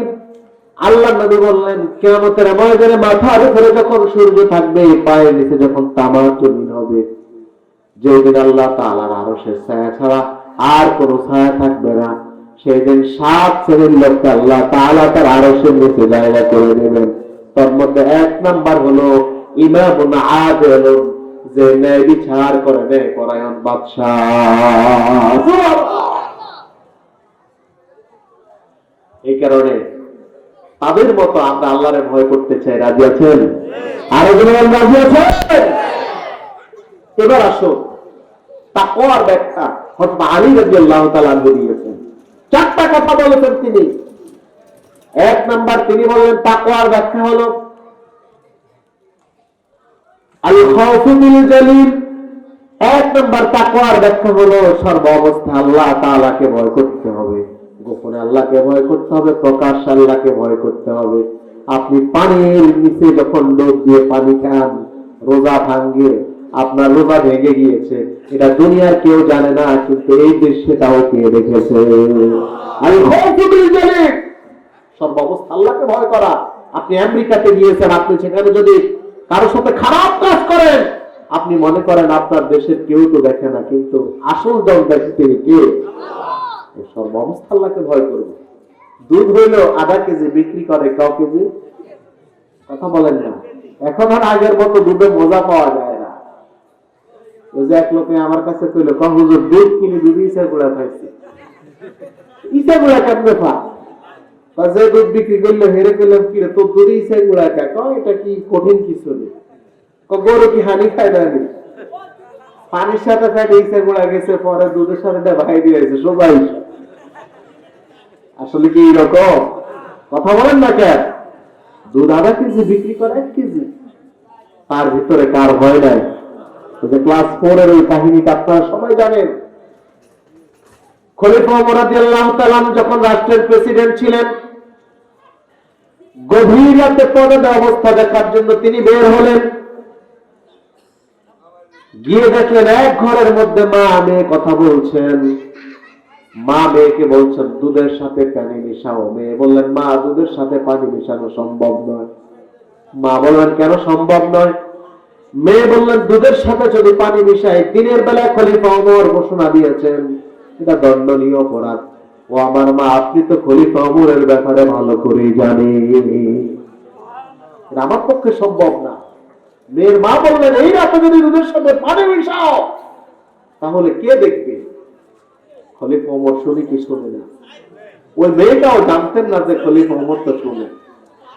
মেয়ে বললেন, মা জানি এই গভীর রাতে যদি দুধের সাথে পানি মিশাই, হয়তো বা দুনিয়ার কোনো মানুষ আমাদের এই দৃশ্যটা দেখবে না, বুঝবেও না, খলিফা ওমর হয়তো বা জানবে না। কিন্তু ও আমার মা, যে আল্লাহ তাআলা দিনেও ঘুমায় না, রাতেও ঘুমায় না, এই গভীর রাতে যদি দুধের সাথে পানি মিশাই, ওই আরশের মালিক আল্লাহ তাআলা তো দেখতে পাবে।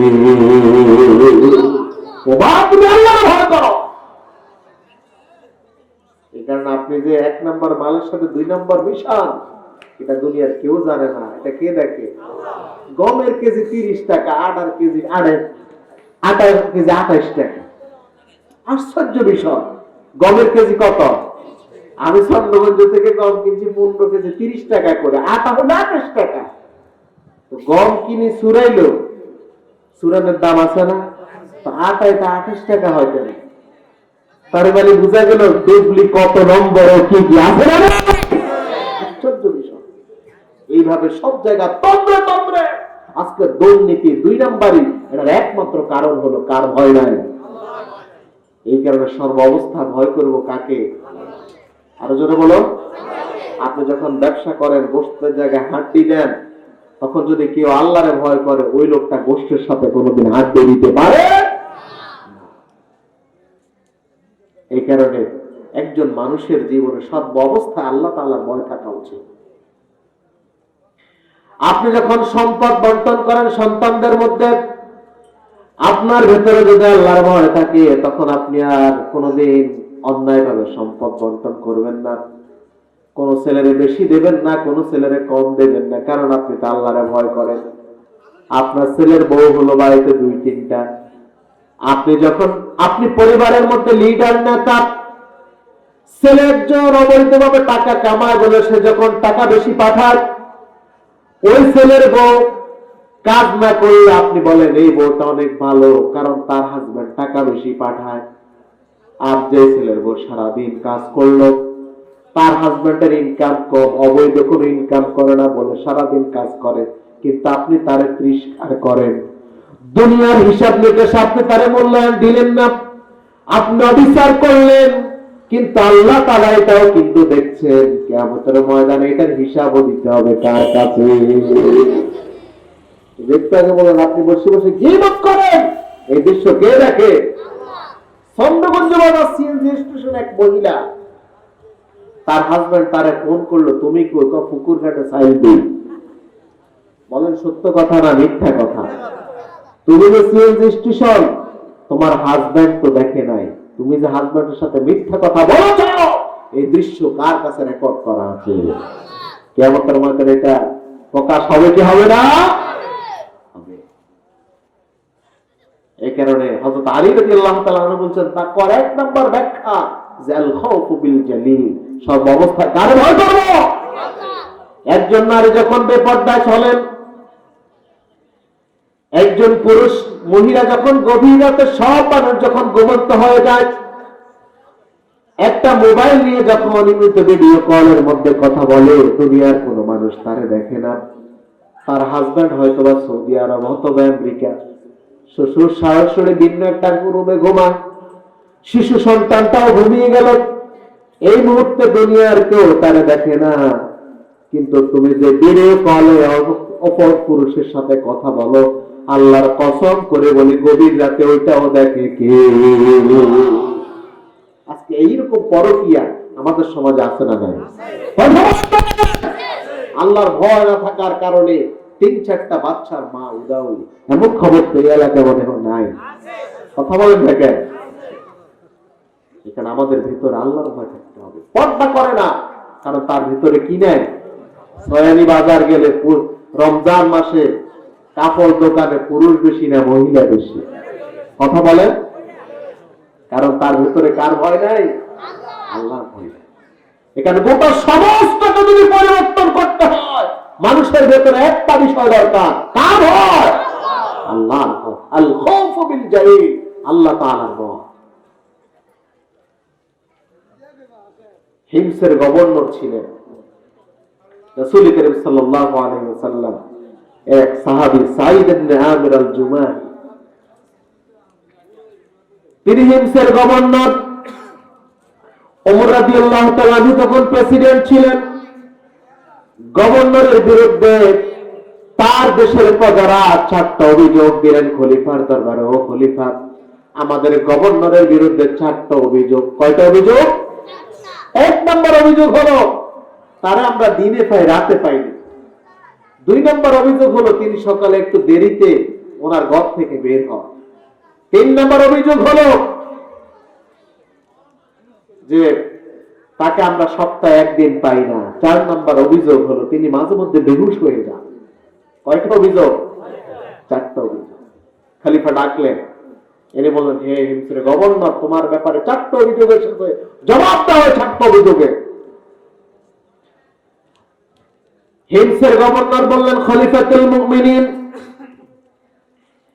এই কথাগুলো কোনদিন কারো কাছে শেয়ার করবে বলে আমি সিদ্ধান্ত নিই নাই, কিন্তু আমার ব্যাপারে যখন প্রশ্ন এসেছে, আমাকে যখন জবাব দিতে হবে, সেই জন্য আমি বলছি।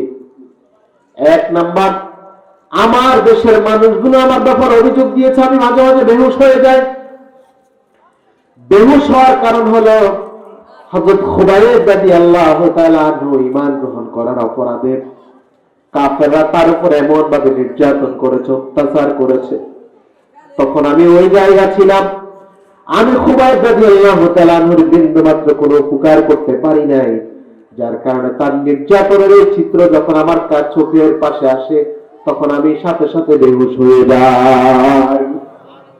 খুবাইব রাদিয়াল্লাহু তাআলা আনহুকে একদিন ওমর রাদিয়াল্লাহু তাআলা আনহুর সামনে খুবাইব রাদিয়াল্লাহু তাআলা জামা উঠালেন, দেখলেন তার পিঠে অনেকগুলো রক্ত, তার গোশতগুলো ছেদ হয়ে ভেতরে হাড্ডি পর্যন্ত দেখা যায়। আল্লাহু আকবার, অস্বাভাবিক। ওমর রাদিয়াল্লাহু তাআলা আনহু বললেন, খুবাইব, তোমার এই অবস্থা কেন? খুবাইব রাদিয়াল্লাহু তাআলা আনহু বললেন, ভাই ওমর, ঈমান গ্রহণ করার অপরাধে, কোরআনের পথে চলার কারণে, আল্লাহর নবীকে রাসূল হিসেবে মানার কারণে কাফেররা আমার উপরে এমন নির্যাতন করেছে। আমাকে মরুভূমির উত্তপ্ত বালুর উপর শোয়ানো হলো, জ্বলন্ত কয়লার উপর আমাকে শোয়ানো হলো, টকবগে তেল আমার পিঠের মধ্যে ঢেলে দেওয়া হয়েছিল, যার কারণে আমার শরীরের চর্বিগুলো পানির মতো বের হয়েছে। আমার পিঠের মধ্যে যে গর্তগুলো হয়েছে, ওই গর্তগুলো এখন আমার পিঠের মধ্যে আছে। সাইদ ইবনে আমির আল-জুমাহি বললেন, আমি খুবাইবের ওই নির্যাতনের চিত্র দেখাচ্ছি, আমি তার উপকার করতে পারি নাই। ওই দৃশ্য মনে আসলে আমি বেহুশ হয়ে যাই। 2 নম্বর হলো আমার ব্যাপারে অভিযোগ আসলে আমার সপ্তাহে 1 দিন পাওয়া যায় না। খলিফাতুল মুসলিমিন, আমার একটা মাত্র জামা, আমি দেশের গভর্নর, সপ্তাহে 6 দিন এই জামাটা পরে আমি রাষ্ট্রীয় কাজ পরিচালনা করি, আর একদিন এই জামাটা 2 পরিষ্কার করি। আমার অন্য কোনো জামা নাই, যার কারণে আমি জামা পরে বের হতে পারি না। সুবহানাল্লাহ, এটা একটা গভর্নর। 3 নম্বর অভিযোগ এসেছে, আমি সকালে একটু দেরিতে বের হই। আমি যদিও রাষ্ট্রের গভর্নর, আমার কোনো কর্মচারী নেই, আমার কোনো কাজ করার মহিলা নেই, আমি নিজেই নিজের কাজ করে ঘর থেকে বের হতে একটু দেরি হয়। 4 নম্বর অভিযোগ এসেছে, আমাকে নাকি রাতের বেলা পাওয়া যায় না। ও আমিরুল মুমিনিন, ও রাষ্ট্রের প্রেসিডেন্ট, আমাকে রাত্রে না পাওয়ার কারণ হলো দিনের বেলা আমি রাষ্ট্রের বিভিন্ন কাজে সময় কাটাই, দিনের বেলা আমি মানুষের জন্য কাজ করি, আর রাতের বেলা আমাকে পাওয়া যায় না। এই কারণে যে আল্লাহ তাআলা আমাকে সৃষ্টি করেছেন, ওই আল্লাহ তাআলার ইবাদতে আমি আমার গোটা রাতটারে কাটিয়ে দিই। কয়টা অভিযোগ এসেছে? 4টা অভিযোগ। এমন ভাবে তিনি উপস্থাপন করলেন, গোটা বিশ্বের মানুষের জন্য এটি একটি গুরুত্বপূর্ণ শিক্ষা। এই কারণে বলুন, ভয় করবো কাকে? আরো করে বলেন, আল্লাহর ভয় যদি থাকে, আগামীকাল সকাল থেকে সমাজের মধ্যে কোনো অন্যায় থাকবে না। 2 নম্বর, আলী রাদিয়াল্লাহু তাআলা তাকওয়ার ব্যাখ্যা দিলেন। কি ব্যাখ্যা? আল-আমালু বিত-তানজিল। তাকওয়ার 2 নম্বর ব্যাখ্যা তিনি দিয়েছেন কোরআনের উপর আমল করা। সুবহানাল্লাহ বললেন না? কিসের উপর আমল করা? যে ব্যক্তি গোটা কোরআনের উপর আমল করবে, এটা সবচেয়ে বড় ফরেজগারি। আজকে কোরআন আমাদের সমাজে আছে, কোরআনের আমল কথা বলেন আছে, কোরআন আছে আমাদের সমাজে, কিন্তু কোরআনের তেলাওয়াত নাই। কিন্তু স্টার জলসা, জি সিনেমা, স্টার প্লাস, এই সবগুলো আছে না নাই? আছে। খারাপ মুভিগুলো আজকে দেখে দেখে আমাদের যুব সমাজ শেষ হয়ে যাচ্ছে। কোরআনুল কারীম যদি আমরা করতে পারতাম, আমাদের দুনিয়া সার্থক হতো, আমাদের আখিরাত সার্থক হতো। আজকে ফজরের পরে যারা মুসলমান, যেটি ইমানদারের ঘরের মধ্যে ফজরের পর অবশ্যই কোরআন তেলাওয়াত করবে। কারণ আল্লাহ কি বলছেন? ইন্না কুরআনাল ফাজরি কানা মাশহুদা। আল্লাহ ফজরের কোরআন তেলাওয়াতকে এত গুরুত্ব দিলেন। আল্লাহ বলেন ফজরের কোরআন তেলাওয়াত বান্দার জন্য আল্লাহ তাআলার কাছে সাক্ষী দিবে, সুপারিশ করবে যে আল্লাহ এর নাজাতের ব্যবস্থা করে দাও। সুবহানাল্লাহ বললেন না? এখানে কোরআন পড়তে রাজি আছেন? এই কোরআন নিয়ে আমরা আমাদের জীবনটাকে গঠন করতে চাই। 3 নাম্বার হলো ওয়াল কানাআতু বিল কালিল। হযরত আলী রাদিয়াল্লাহু তাআলা তাকওয়ার 3 নাম্বার ব্যাখ্যা দিলেন। তাকওয়ার 3 নাম্বার ব্যাখ্যা হলো সব সময় মানুষ অল্প তুষ্ট থাকবে। শুধু ডাল দিয়ে ভাত খেলে আলহামদুলিল্লাহ বলবে, শুধু ভর্তা দিয়ে ভাত খেলে আলহামদুলিল্লাহ বলবে, শুধু পান্তা ভাত খেলে আলহামদুলিল্লাহ বলবে, কখন আল্লাহ না শুকরিয়া আদায় করবে না। কারণ কোন গোলাম যদি আল্লাহর শুকরিয়া আদায় করে, তার নেয়ামত বাড়িয়ে দেয় কে? লাইন শাকারতুম লাযীদান্নাকুম ওয়া লাইন কাফারতুম ইন্না আযাবি লাশাদীদ। আল্লাহ বললেন লাইন শাকারতুম, যদি আমার নেয়ামতের শুকরিয়া আদায় করো আমি তোমাদের নেয়ামত বাড়িয়ে দেব। ওয়ালাইন কাফারতুম ইন্না আযাবি লাশাদীদ, আর যদি আমার নাশুকরি করো, কুফরি করো, তাহলে আমার কঠিন আযাবের অপেক্ষা করো। কিছু মানুষ আছে, চাচা ভালো আছেন নি? আরে কইও না, শরীর আগের মতো নাই। আছে নাই মার্কার লোক? উনি হেঁটে হেঁটে দোকানে আসে চা খায়, আবার সিগারেট টানে, না কইও না আগের মতো নাই। ঠাডা হচ্ছে এই লোকের উপরে। আলহামদুলিল্লাহ বলুন, 80 বছর বয়স আল্লাহ আপনাকে অনেক ভালো রেখেছে। কি বলে ঠিক না রে? ঠিক। আর আপনার নাতির বয়সী, ছেলের বয়সী সন্তান দুনিয়াতে বেঁচে নাই, আপনি এইভাবে কথা বলেন কেন? আরে খুব আফসোস করে, আজকে 2 মাস ইলিশ মাছ খেতে পারি নাই। আসলে মার্কার লোক, আরে তুমি যেই মাছ দিয়ে খেয়েছো, তরকারি দিয়ে খেয়েছো, এই রিজিক তোমারে কে দিয়েছে? যতটুকু খেয়েছো এই পরিমাণ কতটুকু আল্লাহর ইবাদত করেছো? যদি আল্লাহ কিয়ামতের ময়দানে প্রশ্ন করে, জবাব দেওয়ার কোনো কিছু আছে আমাদের কাছে? এখানে কম খেয়েছি, অল্প তুষ্ট থাকবো, আলহামদুলিল্লাহ। খেলে আলহামদুলিল্লাহ, না খেলেও আলহামদুলিল্লাহ। ওয়াল ইস্তিআদাদু লিয়াউমিন। হযরত আলী বললেন তাকওয়ার 4 নম্বর ব্যাখ্যা হলো সর্বাবস্থায় কিয়ামতের প্রস্তুতি নিয়ে রাখা। কারণ বিশ্বাস করুন আমার ভাইয়েরা, যারা কোরআনের এই মাহফিলের মধ্যে আমরা আসতে পেরেছি, এই জায়গায় একজন মানুষকে দাঁড়িয়ে বলতে পারবে এই জায়গা থেকে বাড়ির মধ্যে যাওয়ার মতো গ্যারান্টি আমার আছে? কে বলতে পারবে? পারবে না। কখন মরে যাব কোনো নিশ্চয়তা নাই। ছেলে বিদেশ গেল, বিদেশ থেকে লক্ষ লক্ষ টাকা পাঠাবে, বাড়িতে বিল্ডিং করবে, কিন্তু ছেলে বাড়িতে আসলো জীবিত লাশ হয়ে। এমন খবর আছে না? না। বিমানে গেল অনেক আনন্দ ফুর্তি করার জন্য মালদ্বীপে, গোটা ফ্যামিলি রওনা হলেন মালদ্বীপের উদ্দেশ্যে। সেখানে সন্তান স্ত্রীকে নিয়ে আনন্দ করবেন, কিন্তু কে জানতো হঠাৎ বিমান দুর্ঘটনায় গোটা ফ্যামিলিটারে ধ্বংস করে দিয়েছে কে? এমন কাহিনী ঘটেছে কি ঘটে নাই? এখানে কখন আপনি মরে যাবেন এটা ঠিকানা না। এখানে হযরত আলী বলছেন আল্লাহর ভয় হলো ওয়াল ইস্তিআদাদু লিয়াউমিন, সর্ব অবস্থা আখিরাতের প্রস্তুতি তার মধ্যে থাকবে। আল্লাহ রাব্বুল আলামিন কোরআনুল কারীমের মধ্যে বললেন اقترب للناس حسابهم وهم في غفلة معرضون। আল্লাহ রাব্বুল আলামিন বলেন গোলাম, তোমার হিসাবের সময় তো ঘনিয়ে আসছে। তোমার হিসাবের সময় তখন নিয়ে আসছে, কিন্তু তোমাকে আল্লাহ তাআলার দরবারে হিসাব দিতে হবে। ওই বিষয় থেকে তুমি একেবারে গাফেল হয়ে আছো। তুমি এমন ভাবে রাস্তা দিয়ে চলো, মনে হয় তোমার আল্লাহর কাছে যাওয়া লাগবে না। এমন ভাবে তুমি কথা বলো, মনে হয় তোমাকে মরা লাগবে না। এমন ভাবে তুমি মানুষের উপর নিপীড়ন নির্যাতন চালাচ্ছ, মনে হয় তুমি আজীবনে জমিনে বেঁচে থাকবা। কে সতর্ক করছেন? জোরে বলুন। কারণ যত 1 মিনিট, 1 দিন, 1 ঘন্টা আমার হায়াতের জীবন থেকে চলে যাচ্ছে, তত কবর আমার নিকটে চলে আসছে।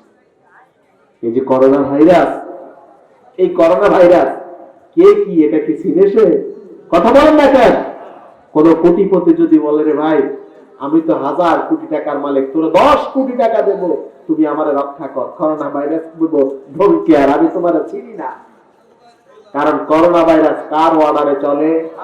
আরে বলে কার অর্ডারে চলে? এই ভাইরাস এমন এক ভাইরাস, যে ভাইরাস চিনে না এমপি, মন্ত্রী, প্রেসিডেন্ট, জাতিসংঘের মহাসচিব। এই ভাইরাস চিনে না ধনী, গরিব, কোটিপতি, এইগুলো চিনে না। এই ভাইরাস চিনে এই কারণে করোনা ভাইরাস থেকে মুক্তির জন্য সমাজের মধ্যে, পরিবারের মধ্যে আজকে যে বেহায়াপনা হয়েছে, এগুলো যতক্ষণ পর্যন্ত দূর থাকবে ততক্ষণ পর্যন্ত এই ভাইরাস থেকে মুক্তি পাওয়া সম্ভব। আজকে ভ্যাকসিন আবিষ্কার হয়েছে, আপনারা জানেন।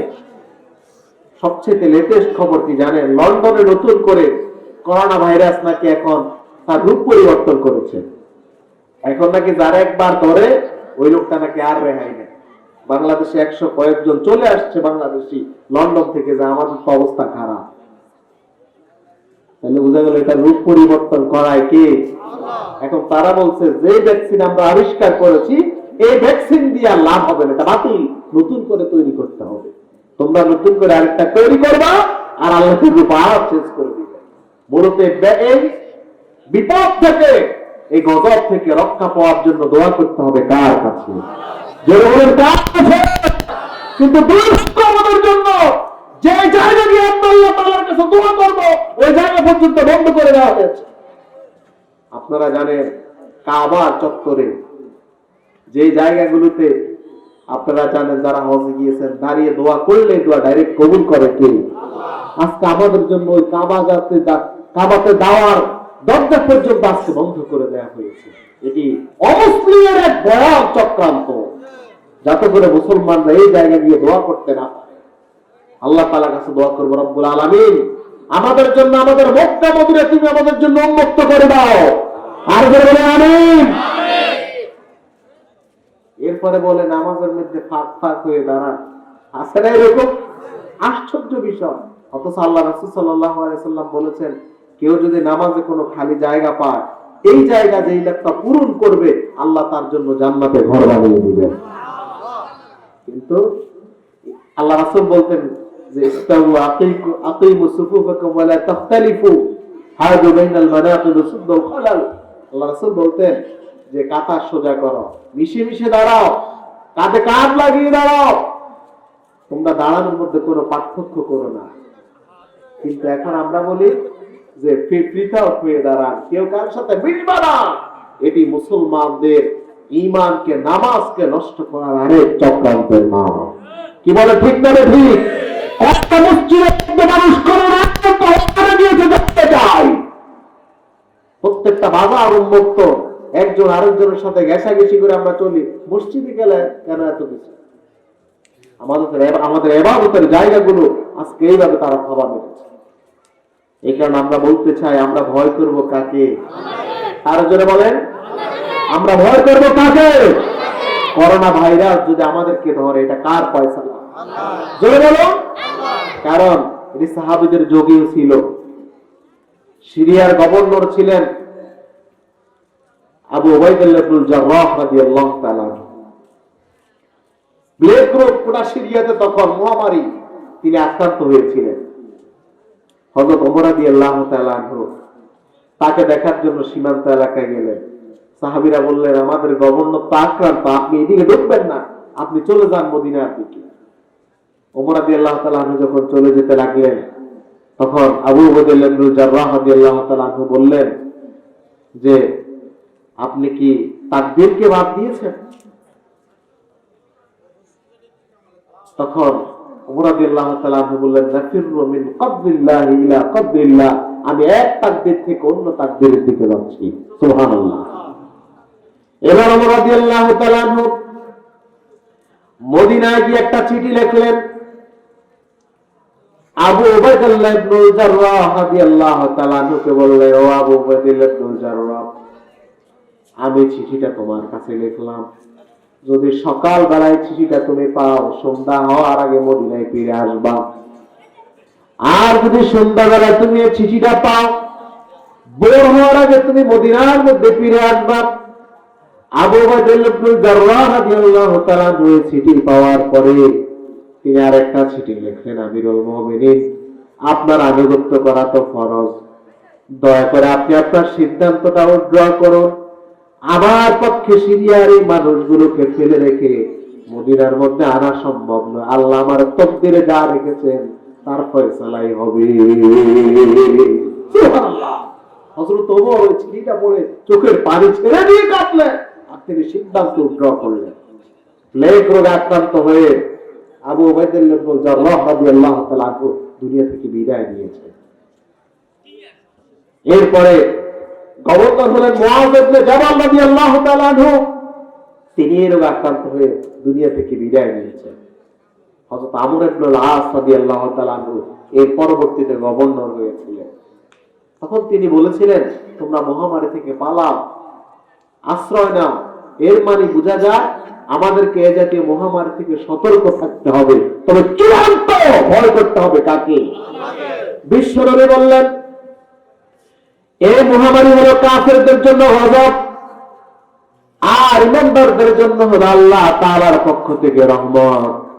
কোন ইমানদার যদি মহামারী আক্রান্ত হয়ে মহামারী এলাকায় বসবাস করে, এই সিদ্ধান্ত নেয় যে আমার তাকদীর আল্লাহ তাআলা যা রেখেছেন তাই হবে, এই অবস্থায় যদি সে মৃত্যুবরণ করে, আল্লাহ নবী বললেন ওই ইমানদার মৃত্যুকে আল্লাহ তাআলা শাহাদাতের মর্যাদা দান করে দিবে। এখানে ইমানদাররা এই রোগে আক্রান্ত হয়ে মরে গেলে কোনো আপত্তি নাই, তারা শহীদ। সুবহানাল্লাহ বলুন। সুতরাং আমি যেটা বলতে চেয়েছিলাম, হযরত আলী রাদিয়াল্লাহু তাআলা বলছেন, সব সময় আখিরাতের প্রস্তুতি নিয়ে থাকো, কারণ কখন মরে যাব বলা যায় না।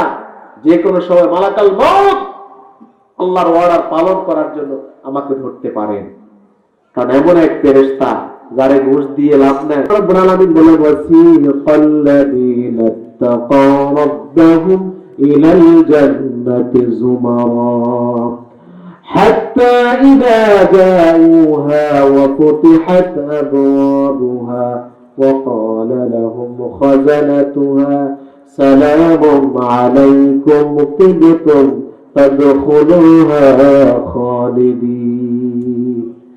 আল্লাহ বললেন, যারা আল্লাহর মুত্তাকি বান্দা, যারা আল্লাহকে ভয় করবে, আল সেদিন ফেরেশতারা তাদেরকে সংবর্ধনা দিবেন। তারা যখন জান্নাতের গেটের মধ্যে যাবেন, কর্তব্যরত ফেরেশতারা তাদেরকে বলবেন, সালামুন আলাইকুম তিবতুম ফাদখুলুহা খালিদিন, এই দরজা দিয়ে প্রবেশ করো, আজকে আল্লাহ তাআলা এই দরজা তোমার জন্য বরাদ্দ রেখেছে। ইন্না আক্রামাকুম ইনদাল্লাহি আতকাকুম, আল্লাহ যে বলেন আমার কাছে সম্মানিত। দুনিয়াতে হয়তো বা তারা আপনি দাওয়াতে দেন না কোনো অনুষ্ঠানে, কিন্তু আল্লাহ বললেন সেই দিন আমার এই মুত্তাকি বান্দাকে আমি আল্লাহ ফেরেশতাদের মাধ্যমে সংবর্ধনা দিব। সুবহানাল্লাহ। তারা জান্নাতে প্রবেশ করবে, জান্নাতের নিয়ামতগুলো তারা প্রাপ্ত হবে। কোরআনের অন্য জায়গায় আল্লাহ বললেন, মাসালুল জান্নাতিল্লাতী ওয়াইদাল মুত্তাকুন, আল্লাহ বললেন মুত্তাকিদের জন্য আমি আল্লাহ জান্নাতের ওয়াদা করেছি। ফিহা আনহারুম মিন মাইন গায়রা আসিন ওয়া আনহারুম মিন লাবানিন লাম ইয়াতাগায়্যার তা'আমুহু ওয়া আনহারুম মিন খামারিন লাযযাতান লিশ-শারিবিন। আল্লাহ বললেন জান্নাতের মধ্যে আমি তাদেরকে এমন পানি খাওয়াবো যে পানির মধ্যে কোনো আবর্জনা নাই, কোনো ময়লা নাই, ময়লা মুক্ত, আর্সেনিক মুক্ত পিওর পানি আমি তাদেরকে খাওয়াবো। জান্নাতের মধ্যে আমি আল্লাহ তাদেরকে এমন দুধ খাওয়াবো যে দুধের স্বাদ থাকবে অপরিবর্তিত, লাগিয়া তাগাইয়ারা তাআমুহু, ওই দুধের স্বাদ কোনোদিন পরিবর্তন হবে না। সুবহানাল্লাহ। দুনিয়াতে আপনি সকালে দুধ খেলে একরকম, এই দুধ যদি গ্লাসে ফেলে রাখেন রাতে দুর্গন্ধে এটা কি খাওয়া যায়? কথা বলেন না, খাওয়া যায়। কিন্তু আল্লাহ বললেন জান্নাতের দুধ এমন যে দুধের স্বাদ কোনদিন পরিবর্তন হবে না। সুবহানাল্লাহ। ওয়ানহারুম মিন খামারিল লাযযাতান লিশ-শারিবিন, জান্নাতের মধ্যে আল্লাহ রাব্বুল আলামিন এমন শরাব খাওয়াবেন যে শরাব খাওয়ার পরে মানুষ মাতাল হবে না, পাগল হবে না, যে শরাব খাওয়ার পরে তার তৃষ্ণাটারে মিটিয়ে দিবেন কে? আল্লাহ পাক তৃষ্ণা মিটিয়ে দিবেন। ওয়ানহারুম মিন আসালিন মুসাফফা, ওই জান্নাতের মধ্যে আছে মধুর নহর, ওই জান্নাত আছে হরেক রকমের ফল ফলাদি। সুবহানাল্লাহ। এক নম্বর দেখেন ওই জান্নাতে আছে মুত্তাকিদের জন্য বিশুদ্ধ পানি। দুই নম্বর আছে কি? দুধের নহর, শরাবের নহর, মধুর নহর, ফল ফলাদি। এমন একটা বাড়ি যদি পৃথিবীর কোথাও থাকতো যেখানে দুধের নহর আছে, পানির নহর আছে, মধু আছে, শরাব আছে, ফল আছে, তাহলে গোটা পৃথিবীর মধ্যে যুদ্ধ লেগে যেত। সবাই বলতো এই বাড়িটা আমার, ঠিক না? শুধু তেলের জন্য গোটা পৃথিবীতে যে যুদ্ধ আজকে তেলের জন্য। কিন্তু এতগুলো দামি দামি কোন সম্পদ যদি, সম্পদের খনি যদি কোন বাড়িতে থাকে, আমেরিকা বলবে এই বাড়ি আমার, রাশিয়া বলবে এই বাড়ি আমার, চীন বলবে এটার মালিক আমি, ইন্ডিয়া বলবে এটার মালিক আমি, বাংলাদেশের মানুষ বলবো এটার মালিক আমরা, যদি আমগুলো তোমরা দিতে না, ঠিক না?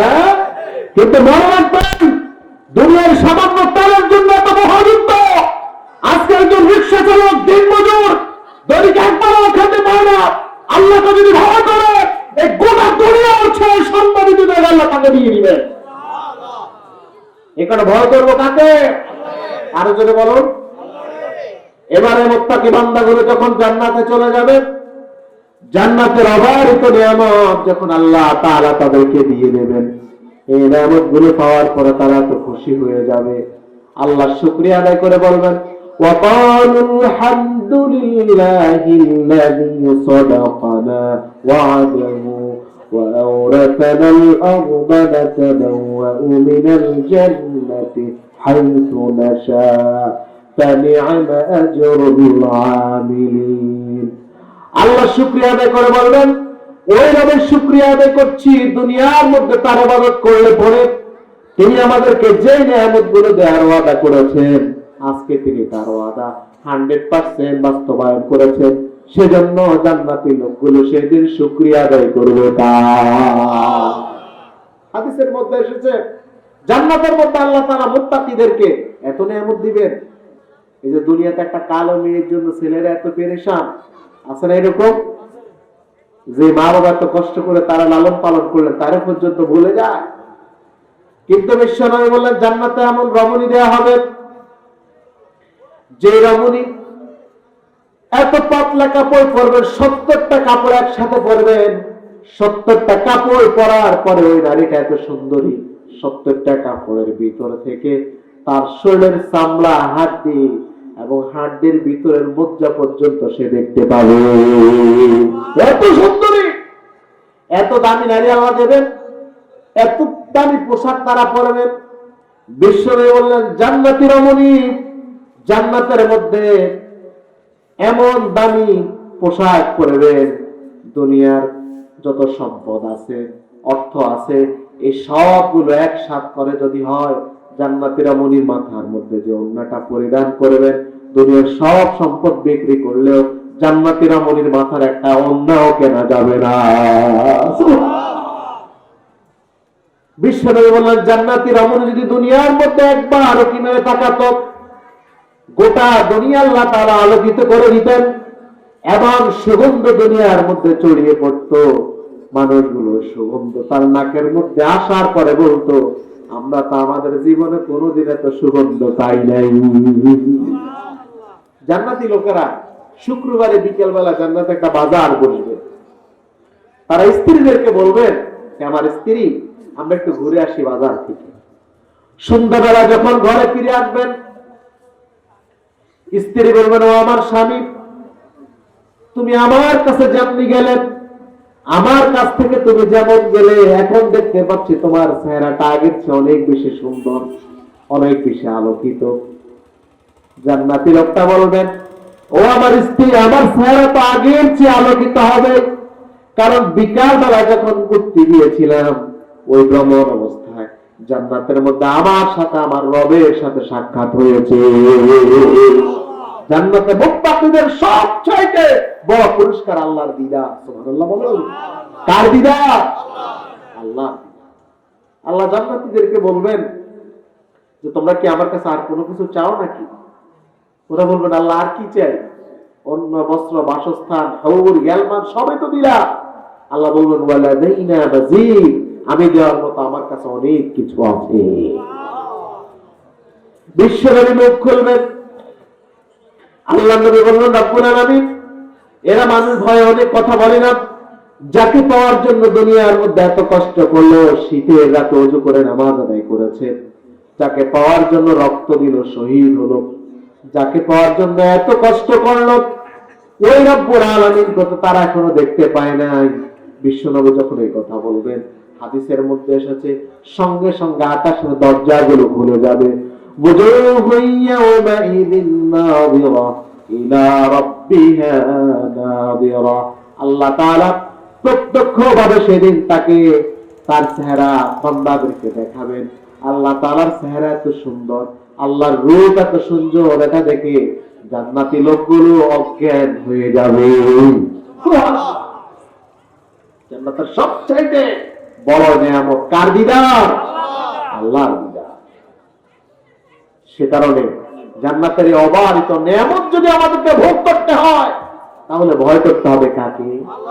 আর জোরে বলুন কাকে? আল্লাহকে ভয় করতে হবে। আল্লাহকে যদি ভয় করতে পারি, আজকে দেখুন এখানে যাদের অনেকে অনেক সমস্যায় আছেন, অনেকে দেখুন রিজিকের অভাব, অনেক অভাব অনটন, সবসময় চিন্তা করেন যে হ্যাঁ আমি এত অভাবে কেন। আমরা দুনিয়ার অভাব আমাদের কাছে তুচ্ছ, কিন্তু আখিরাতে আমরা রিজিক চাই কার কাছে? তাহলে আল্লাহকে যদি আপনি ভয় করতে পারেন, তাহলে আপনার রিজিকের দায়িত্ব কার? আরো জোরে বলেন আল্লাহ। হযরত মারিয়াম আলাইহিস সালামের নাম তো আপনারা শুনেছেন, শুনেন নাই? মারিয়াম আলাইহিস সালাম হলো এমন একজন মহিলা যার গর্ভে আল্লাহ স্বামী ছাড়া সন্তান দিয়েছেন। সুবহানাল্লাহ বললেন না? ওনার সন্তানের নাম কি?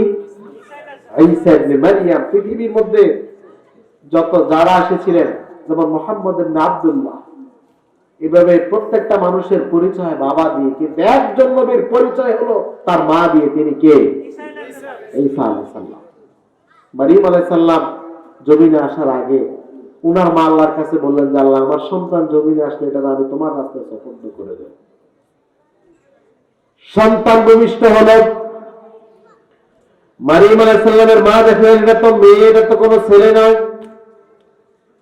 মারিয়াম আলাইহিস সালামের মা বললেন রব্বুল আলামিন তোমার রাস্তা দান করবে বলেছি, এটা তো কোনো ছেলে না, এটা মেয়ে। আল্লাহ বললেন লাইসা যাকারা কাল উনসা, অনেক পুরুষ আছে যে পুরুষ এই মেয়েটার সমতুল্য নয়। তুমি তোমার ওয়াদাকে বাস্তবায়ন করো।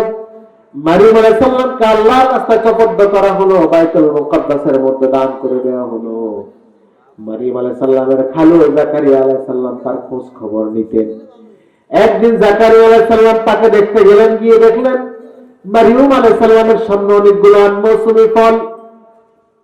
জাকারিয়া আলাইহিস সালাম বললেন, ও মারিয়াম, এই রিজিকগুলো মৌসুমী ফলগুলো তোমার জন্য কে ব্যবস্থা করেছে? এখন তো আমাদের দেশের মধ্যে ফলগুলো না, এগুলো তোমারে কে দিল, কে ব্যবস্থা করলো? মারিয়াম আলাইহিস সালাম বললেন ক্বালাত হুয়া মিন ইনদিল্লাহ, ও খালু জাকারিয়া, দুনিয়ার কোন মানুষ আমার এই রিজিকগুলো দেয় না। জন্মের পরে যে আল্লাহর রাস্তা আমাকে সুপর্দ করে দেয়া হলো, ওই আল্লাহ আকাশ থেকে আমার জন্য রিজিকের ব্যবস্থা করেছে। ওই আল্লাহ এখন আছে না নাই? আর রাতের অন্ধকারে, গভীর রাতে চোখের পানি আল্লাহর কাছে সবচেয়ে বেশি গুরুত্বপূর্ণ। আপনি অন্যায় ভাবে চুরি করবেন কেন? ঘুষ খেতে যাবেন, সুদ খেতে যাবেন, অন্যায় করতে যাবেন, বলবেন আমি আল্লাহর ভয় করি, এগুলো করবো না। আপনার রিজিকের দায়িত্ব কার? রিজিক দেয় কে? আল্লাহ বলেন ওয়ামা মিন দাব্বাতিন ফিল আরদি ইল্লা আলাল্লাহি রিজকুহা। রিজিকের মালিক কে? আজকে দুর্ভাগ্য, আমাদের সমাজের যুবকদের মধ্যে যদি আল্লাহর ভয় থাকতো তাহলে আমাদের সমাজে ইফতিজিং আছে না নাই? কথা বলেন। নারী পুরুষ অবাধ বিচরণ আজকে সমাজকে কলুষিত করেছে। মাত্র তরুণ আস্তে আস্তে বড় হচ্ছে, যে সন্তানকে নিয়ে মা বাবার অসংখ্য স্বপ্ন, ওই সন্তান অল্প বয়সে নারীর সাথে মিশে তার জীবনকে শেষ করে দিচ্ছে। যদি যুবকদের মধ্যে আল্লাহর ভয় থাকতে অপকর্ম হতো না। ঠিক কিনা বলুন? আল্লাহ রাসূল কি বলেছেন? আমরা আমাদের যুবকদেরকে কি রকম দেখতে চাই? বিশ্বনবী বললেন, কিয়ামতের ময়দানে আল্লাহ যাদেরকে আরশের নিচে জায়গা দিবেন, তার মধ্যে এক শ্রেণী হলো ওয়ারাজুলুন দাআতহু ইমরাতুন দাতা হাসাবিন ওয়া জামালিন ফাকালা ইন্নী আখাফুল্লাহ। ওই লোকটাকে আল্লাহ তার আরশের নিচে জায়গা দিবেন, যাকে কোন সম্ভ্রান্ত ফ্যামিলির সুন্দরী রমণী কুকর্মের জন্য আহ্বান করল। শিল্পপতি, মন্ত্রী, মিনিস্টারের সুন্দরী রমণী বলল, তুমি আমার সাথে কুকর্ম করার জন্য আসো। ওই লোকটা বললেন, ক্বালা ইন্নী আখাফুল্লাহ, আমি তোমার সাথে কুকর্ম করতে পারি না, কারণ আমি আল্লাহকে ভয় করি। কাকে ভয় করি? আল্লাহকে ভয় করি। কারণ আল্লাহর ভয় পারে। আরেকটা উদাহরণ দিতে চাই, আল্লাহর ভয় পারে আমাদেরকে বিপদ থেকে মুক্তি দিতে। কি বলেন? ঠিক কিনা বলুন? তিনজন ব্যক্তির নাম আপনারা শুনেছেন। রাসূল সাল্লাল্লাহু আলাইহি সাল্লাম বলেছেন, জন্মের আগের কাহিনী। ওরা ভ্রমণে বের হলেন, হঠাৎ কি তৈরি হলো? বৃষ্টি, প্রচন্ড বৃষ্টি, তুফান। তারা পাহাড়ের একটা গুহার মধ্যে আশ্রয় দিলেন। প্রচন্ড ঝড় আসলো। ঝড় এসে গুহার সামনে একটা বিশাল পাথর পড়ে গুহার মুখটা বন্ধ হয়ে গেল।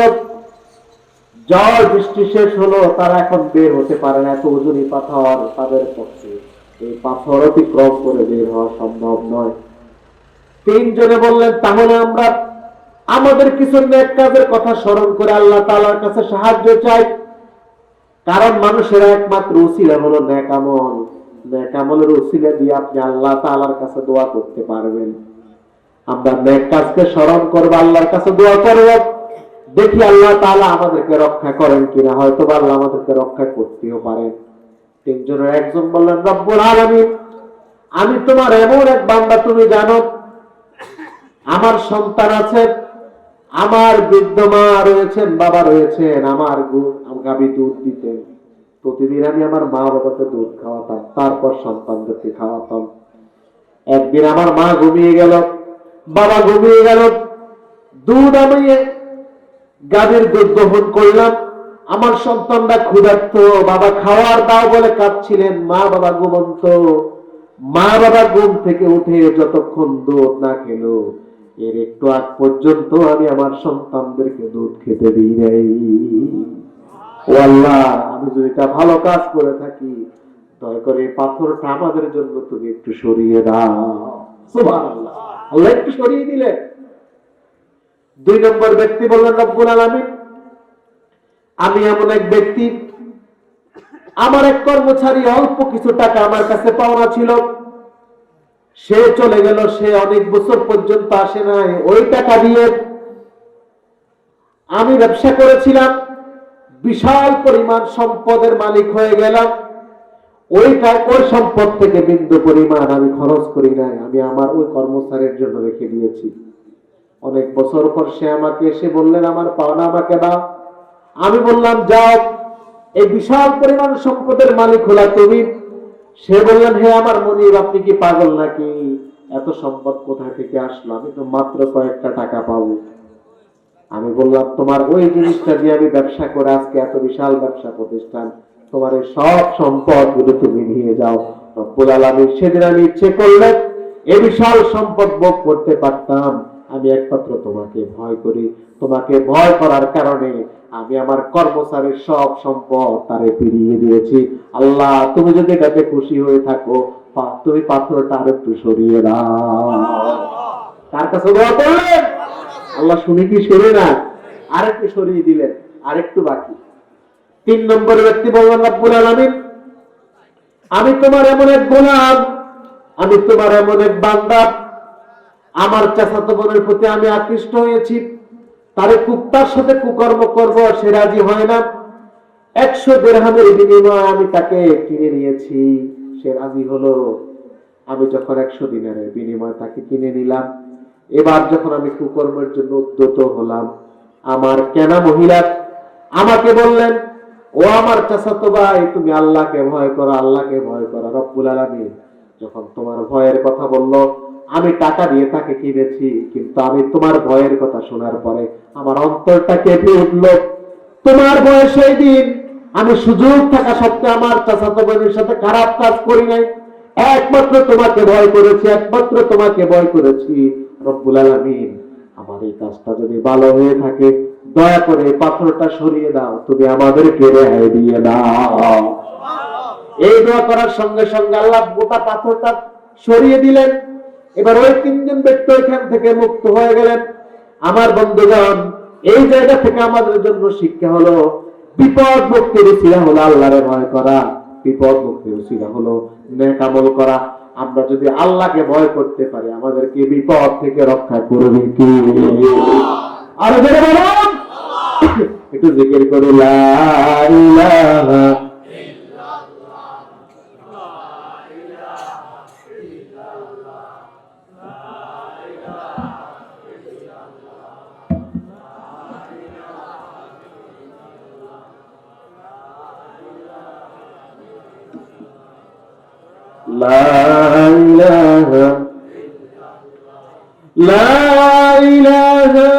ইল্লাল্লাহু মুহাম্মাদুর রাসূলুল্লাহ সাল্লাল্লাহু।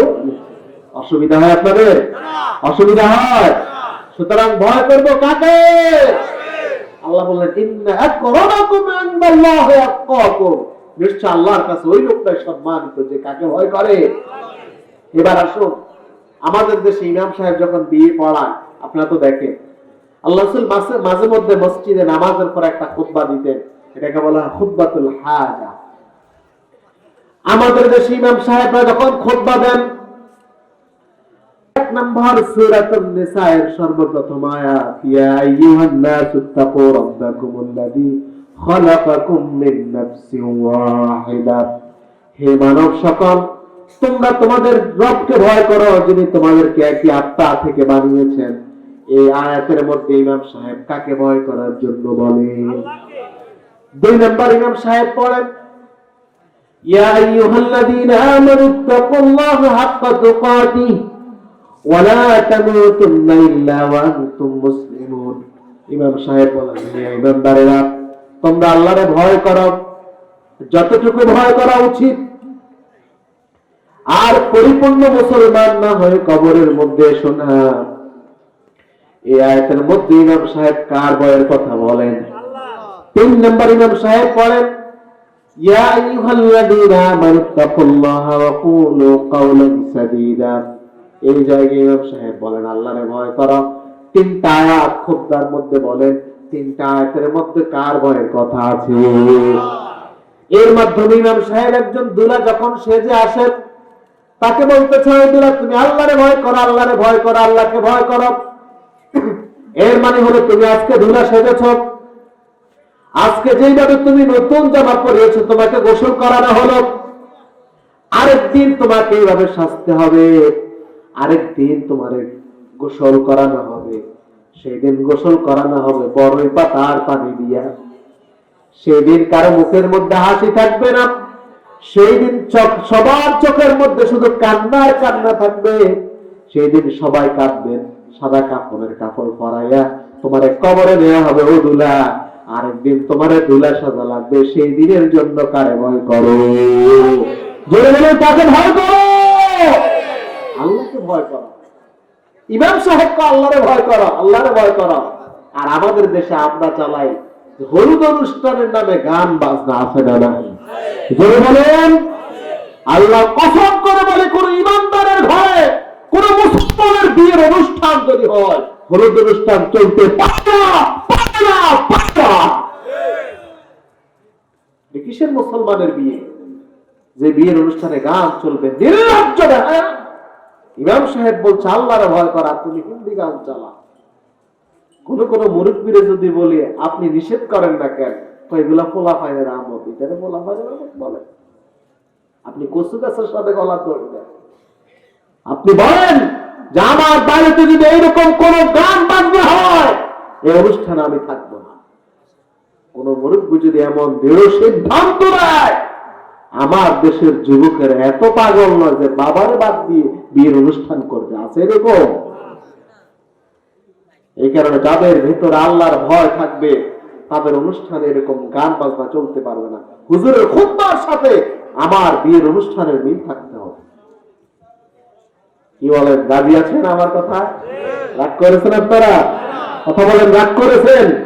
এই তিনটা আয়াত বিশ্বনবী সাল্লাল্লাহু আলাইহি ওয়াসাল্লাম মাঝে মধ্যে নামাজের পরে সাহাবায়ে কেরামদের সামনে বলতেন। বিশ্বনবী সাল্লাল্লাহু আলাইহি ওয়াসাল্লাম যখন কোথাও খুতবা দিতেন তখন তিনি খুতবার মধ্যে বলতেন, ওয়াসিকুম ওয়া নাফসি বিতাকওয়াল্লাহ। আল্লাহর নবী বলতেন, আমি তোমাদেরকে এবং আমাকে নসিহত করছি, আল্লাহরে ভয় করো। আল্লাহর কাছে দোয়া করতেন যে রব্বুল আলামিন সর্ব অবস্থায় তোমারে ভয় করার ক্ষমতা আমারে দাও। আল্লাহ এক নম্বর নসিহত করতেন, কাকে ভয় করো? আল্লাহকে ভয় করো। এবং দেখুন রাসূল সাল্লাল্লাহু আলাইহি ওয়াসাল্লামকে প্রশ্ন করা হলো, ইয়া রাসূলুল্লাহ, আল্লাহর ভয় কোথায়? আল্লাহ রাসূল কি বলেছেন? আত্তাকওয়া হুনা, আত্তাকওয়া হুনা, আত্তাকওয়া হুনা। তাকওয়া কোথায়? অন্তরে। তাকওয়া কোথায়? শুধু লম্বা লেবাসের নাম তাকওয়া নয়, ফরজগারিত্ব নয়। আপনার অন্তর যদি পরিশুদ্ধ না হয়, আপনার লম্বা জামার কোনো দাম আছে? কথা বলেন, দাম আছে? এই কারণে ভয় করবো কাকে? আমার অন্তর দিয়ে আমি আল্লাহকে ভয় করব। আপনারা দেখবেন অনেক সময় গাড়ির মধ্যে, বাসে উঠবে, বিভিন্ন জায়গায় এই যে টিভির মধ্যে নাটক করে, যত খারাপ সিন অর্থাৎ নাড়ানি করে, দাঁড়ি লাগায়, আলগা দাঁড়ি আর লম্বা পাঞ্জাবি দিয়ে, অর্থাৎ বুঝাতে চায় লম্বা পাঞ্জাবি যারা পরে এরা 2 নাম্বার। আছে না এরকম নাটক? কথা বলেন, আছে না ভাই? দুর্ভাগ্য আমাদের জন্য। এই কারণে লেবাস দিয়ে মানুষ চেনা যায় না, পাঞ্জাবি দিয়ে মানুষ চেনা যায় না। অন্তর যতক্ষণ পর্যন্ত পরিশুদ্ধ হবে ততক্ষণ পর্যন্ত এখানে আমরা কাকে ভয় করবো? আর আল্লাহ বললেন, যে আমারে ভয় করবো তার দাম আমার কাছে সবচেয়ে বেশি। সুবহানাল্লাহ বলো। আমার বন্ধুগণ, এই কারণে আমি আপনাদের কাছে বিনয়ের সাথে অনুরোধ করবো, আসুন আজকে যে আয়াত আমরা তেলাওয়াত করলাম, আল্লাহ রাব্বুল আলামিন এই আয়াত আমাদেরকে বলছেন, হে মানব সকল, আমি তোমাদের করেছি একজন নর একজন নারী থেকে। কার কথা? জোরে বলুন। আল্লাহর কথা। আমি তোমাদেরকে সৃষ্টি করেছি একজন নর নারী থেকে,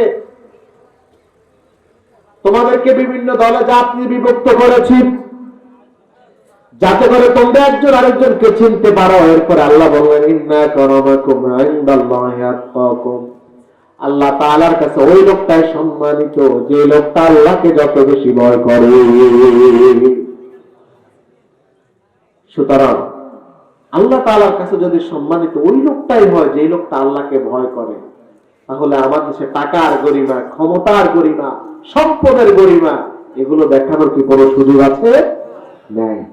এই কারণে আমি যে কথা শুরুতেও বলেছিলাম যে একজন রিকশা চালক আল্লাহরে ভয় করে, আর একজন কোটিপতি অথবা আমেরিকার প্রেসিডেন্ট যদি রিকশা চালক আল্লাহরে ভয় করে, ওই আমেরিকার প্রেসিডেন্টের চেয়ে আল্লাহকে যে ভয় করলো তার দাম অনেক অনেক বেশি। এই কারণে আসুন ভয় করবো কাকে? আরো যদি বলেন, ভয় করবো কাকে? আল্লাহর ভয় সদা আমরা আমাদের এই অন্তরের মধ্যে জাগ্রত করতে চাই। আল্লাহর ভয় যদি জাগ্রত করতে পারি তাহলে বিশ্বাস করুন যে আগামীকাল যে সূর্য উঠবে বাংলাদেশের মধ্যে, ওই সূর্য হবে ইসলামের সূর্য, ওই সূর্য হবে কোরআনের সূর্য। যে মুসলিম জাতি যদি শুধু তার অন্তরের ভেতরে আল্লাহর ভয় লালন করতে পারে, পৃথিবীর কোন শক্তি মুসলমানদেরকে শাসিত করতে পারবে না। এটা ইসলামের ইতিহাস, এটা ইসলামের ইতিহাস। আমরা কোনো মানুষকে ভয় করি না, আমরা শুধু ভয় করি কাকে? জনগণ। আমরা ভয় করি কাকে? এবং এটাই আমাদের সবচেয়ে বড় অস্ত্রের নাম।